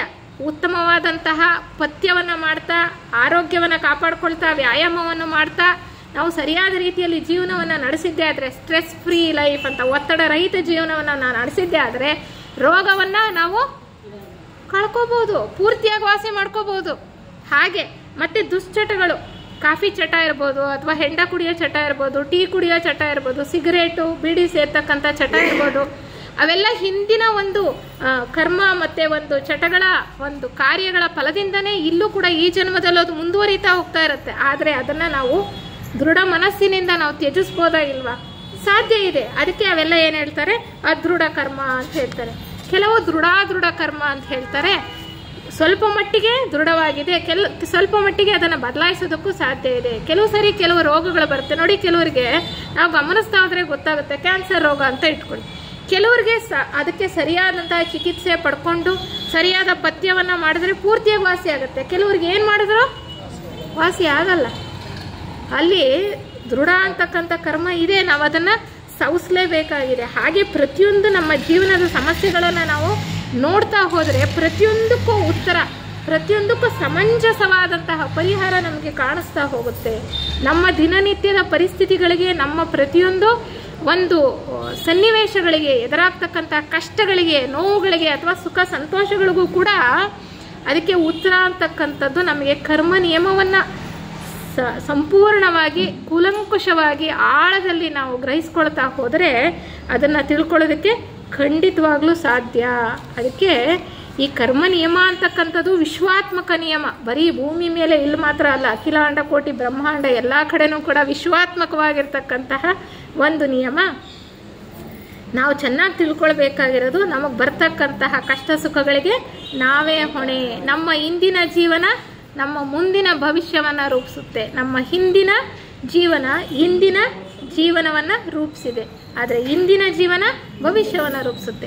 ಹಿಂದೆ ಆಗೋಗಿರೋದಕ್ಕೆ ನಾವು ಹೆಚ್ಚು ಬದಲಾವಣೆ ಮಾಡೋಕ್ಕೆ ಸಾಧ್ಯ ಇಲ್ಲ. ಅಲ್ಲೂ ಕೂಡ ಬದಲಾವಣೆಗೆ ಅವಕಾಶ ಇದೆ, ನಾವು ತಿಳ್ಕೊಂಡ್ವಿ. ಆದರೆ ಮುಂದಿನ ಜೀವನವನ್ನು ರೂಪಿಸ್ಕೊಳ್ಳೋದ್ರಲ್ಲಿ ನಮಗೆ ಸಂಪೂರ್ಣವಾದಂತಹ ಸ್ವಾತಂತ್ರ್ಯ ಇದೆ. ಅದರ ಕಡೆ ನಾವು ಗಮನ ಕೊಡಬೇಕಾಗಿದೆ. ಯಾವ ರೀತಿಯ ಸತ್ಕಾರ್ಯಗಳನ್ನು ಮಾಡಬೇಕು ಅಂತ. ಇದು ಬಹಳ ತುಂಬ ಗಾಢವಾಗಿರ್ತಕ್ಕಂಥ ವಿಚಾರ, ಸಂಕೀರ್ಣವಾಗಿದೆ. ಬಹಳ ಆಳದಲ್ಲಿ ಸೂಕ್ಷ್ಮಾತಿ ಸೂಕ್ಷ್ಮಗಳನ್ನು ತಿಳ್ಕೊಳ್ಬೇಕಾಗಿದೆ. 1 ಗಂಟೆಯಲ್ಲಿ ಅಥವಾ 40-45 ನಿಮಿಷಗಳಲ್ಲಿ ಇದನ್ನು ಹೇಳೋದಕ್ಕೆ ಖಂಡಿತವಾಗ್ಲೂ ಸಾಧ್ಯವಿಲ್ಲ. ಇದೇನಿದ್ರು ಒಂದು ಪಕ್ಷಿ ನೋಟ ಅಂತ ಹೇಳ್ಬೋದಷ್ಟೇ. ಒಂದು ಪಕ್ಷಿ ನೋಟವನ್ನು ನಾವು ಕೊಡೋದಕ್ಕೆ ಸಾಧ್ಯ. ಇಲ್ಲಿ ನಿಮಗೆ ಆಸಕ್ತಿಯನ್ನು ಹುಟ್ಟಬೇಕು ಪ್ರತಿಯೊಬ್ಬ ಮನುಷ್ಯನಿಗೂ. ಯಾಕೆಂದರೆ ಆ ರೀತಿ ಆಸಕ್ತಿ ಹುಟ್ಟಿದಾಗ ನಾವು ಆ ಗ್ರಂಥಗಳನ್ನು ತೆಗೆದು ಓದ್ತಾ ಇನ್ನೂ ಚೆನ್ನಾಗಿ ಅರ್ಥೈಸ್ಕೊಳ್ತಾ ನಮ್ಮ ದಿನನಿತ್ಯದ ಕೆಲಸ ಕಾರ್ಯಗಳಲ್ಲಿ ಹೀಗೆ ಒಬ್ಬ ವ್ಯಕ್ತಿಯ ಕರ್ಮ, ಅದೇ ರೀತಿ ಕುಟುಂಬದ ಕರ್ಮ, ಸಾಮೂಹಿಕ ಕರ್ಮಗಳು ಇರ್ತವೆ, ಒಂದು ರಾಷ್ಟ್ರದ ಕರ್ಮವೂ ಇರ್ತಕ್ಕಂಥದ್ದು ಅಲ್ವಾ. ಯಾಕೆ ನಮ್ಮ ರಾಷ್ಟ್ರ ಈಗ ಬಾಂಗ್ಲಾದೇಶದಲ್ಲಿ ನೋಡಿ ಎಂಥ ಅತ್ಯಾಚಾರ, ಎಷ್ಟು ಹಿಂಸೆ ನಡೀತಾ ಇರ್ತಕ್ಕಂಥದ್ದು. ಅವರು ಎಲ್ಲರೂ ಕೂಡ ಮೆಜಾರಿಟಿ ಅಂದರೆ ಯಾವ ಒಂದು ದುಷ್ಟಕರ್ಮವನ್ನು ಹಿಂದಿನ ಒಂದು ಜನ್ಮಗಳಲ್ಲಿ ಮಾಡಿರ್ತಾರೋ ಅವರೆಲ್ಲರೂ ಒಂದೇ ರಾಷ್ಟ್ರದಲ್ಲಿ ಹುಟ್ಟಿರ್ತಾರೆ. ಮತ್ತೆ ಆಗ ಸಾಮೂಹಿಕವಾಗಿ ಎಲ್ಲರೂ ಆ ಒಂದು ಕರ್ಮ ಫಲವನ್ನು ಅನುಭವಿಸ್ಬೇಕಾಗತ್ತೆ. ಎಲ್ಲೋ ಕೆಲವು ಎಕ್ಸೆಪ್ಷನ್ಸ್ ಇರುತ್ತೆ. ಒಂದು ಅಪಘಾತಗಳನ್ನು ನೋಡಿ, ಅಪಘಾತಗಳಾದಾಗಲೂ ಕೂಡ ಅಷ್ಟೇ, ಕೆಲವರು ಎಷ್ಟು ಸೋಜಿಗವಾದ ರೀತಿಯಲ್ಲಿ ಅದರಿಂದ ಪಾರಾಗ್ಬಿಟ್ಟಿರ್ತಾರೆ, ಕೆಲವರು ಅದರಲ್ಲಿ ಸಿಕ್ಕಾಕೊಳ್ತಾರೆ. ಕೆಲವರು ಒಂದು ವಿಮಾನದಲ್ಲಿ ಪ್ರಯಾಣ ಮಾಡೋ ಉದ್ದೇಶನೇ ಇರಲ್ಲ, ಆದರೆ ಅವತ್ತು ಟಿಕೆಟ್ ಕ್ಯಾನ್ಸಲ್ ಆಗಿದ್ದನ್ನ ಮತ್ತೆ ತಗೊಂಡು ಹೋಗಿರ್ತಾರೆ. ಕೆಲವರು ಕೊನೆಗಳಲ್ಲಿ ಕ್ಯಾನ್ಸಲ್ ಮಾಡಿಬಿಡ್ತಾರೆ, ಟಿಕೆಟ್ ಹೋಗಿರಲ್ಲ, ಅವ್ರು ಉಳ್ಕೋತಾರೆ. ಇದು ಎಲ್ಲದಕ್ಕೂ ಕೂಡ ಕರ್ಮ ನಿಯಮ ಅಂತಕ್ಕಂಥದ್ದು ನಮಗೆ ಸಮಂಜಸವಾದಂತಹ ಒಂದು ಉತ್ತರವನ್ನು ಕೊಡೋದಕ್ಕೆ ಸಾಧ್ಯ. ಈ ಒಂದು ಪರಿಮಿತಿಯಲ್ಲಿ ಸ್ವಲ್ಪ ಸಮಯದಲ್ಲಿ ಒಂದು ಸ್ವಲ್ಪ ಮಾತ್ರ ನಿಮಗೆ ಈ ವಿಚಾರವನ್ನು ಹೇಳ್ತಕ್ಕಂಥ ಒಂದು ಪ್ರಯತ್ನವನ್ನು ಮಾಡಿದ್ದೇನೆ. ಮುಖ್ಯವಾಗಿ ತಿಳ್ಕೊಳ್ಳೋದೇನಪ್ಪ, ದ್ವೇಷದಿಂದ ದ್ವೇಷ ಎಂದಿಗೂ ಕೂಡ ಕೊನೆಗಾಣೋದಿಲ್ಲ. ನಾವು ದ್ವೇಷ ಮಾಡೋದನ್ನು ಬಿಡಬೇಕು, ಸಹೋದರ ಭಾವವನ್ನು ಬೆಳೆಸ್ಕೊಳ್ತಾ ಹೋಗಬೇಕು, ಪ್ರೇಮವನ್ನು ಮುಖ್ಯವಾಗಿ ನಾವು ರೂಢಿಸ್ಕೊಳ್ಬೇಕು. ಅದೇ ಸದ್ಗುಣ, ಅದು ಮಾತ್ರನೇ ನಮಗೆ ಜೀವನ್ಮುಕ್ತ ಸ್ಥಿತಿಗೆ ಕರ್ಕೊಂಡು ಹೋಗ್ತಕ್ಕಂಥದ್ದು. ಪರಮಗುರು ಚರಣ ಸನ್ನಿಧಿಯಲ್ಲಿ ಮಹಾತ್ಮರು ಕೊಟ್ಟಿರ್ತಕ್ಕಂಥ ಸಂದೇಶದಲ್ಲಿ ಪ್ರೇಮ ಅಂತಕ್ಕಂಥದ್ದು ಸಾಧನ ಚತುಷ್ಟಯಗಳಲ್ಲಿ ಅದೇ ಅಲ್ವಾ ಎಲ್ಲ ರಾಜಗುಣ ಅಂತ ಹೇಳ್ತಕ್ಕಂಥದ್ದು. ಅದನ್ನು ಮುಮುಕ್ಷತ್ವ ಅಂತ ಕೂಡ ಹೇಳ್ತಾರೆ ಕೆಲವು ಗ್ರಂಥಗಳಲ್ಲಿ. ಯಾಕೆ ಅಂದರೆ ನಮಗೆ ಮುಮುಕ್ಷತ್ವವನ್ನು ಕೊಡಿಸ್ತಕ್ಕೆ ಸಾಧ್ಯ ಆಗ್ತಕ್ಕಂತಹ ಗುಣ ಪ್ರೇಮವನ್ನು ನಾವು ಬೆಳೆಸ್ಕೊಳ್ತಾ ಹೋಗೋಣ. ಪ್ರತಿಯೊಬ್ಬರ ಕಡೆಯೂ ಕೂಡ ಪ್ರತಿಯೊಬ್ಬರ ಮಾನವರು ಮಾತ್ರನೇ ಅಲ್ಲ, ಪ್ರತಿಯೊಂದು ಜೀವ ಜಂತುಗಳಿಗೂ ಕೂಡ ನಾವು ನಮ್ಮ ಪ್ರೇಮವನ್ನು ಹರಿಸ್ತಕ್ಕಂತಹ ಒಂದು ದೃಷ್ಟಿಕೋನವನ್ನು ಇಟ್ಕೊಂಡು ಜೀವನ ಮಾಡೋಣ ಅಂತ ಹೇಳ್ತಾ ಎಲ್ಲ ಪದಾಧಿಕಾರಿಗಳಿಗೂ, ನಿರ್ದೇಶಕರಿಗೂ ಮತ್ತು ಎಲ್ಲ ಶ್ರೋತೃ ವರ್ಗದವರಿಗೂ ಕೂಡ ನನ್ನ ಅನಂತ ಧನ್ಯವಾದಗಳನ್ನು ಅರ್ಪಿಸ್ತೀನಿ.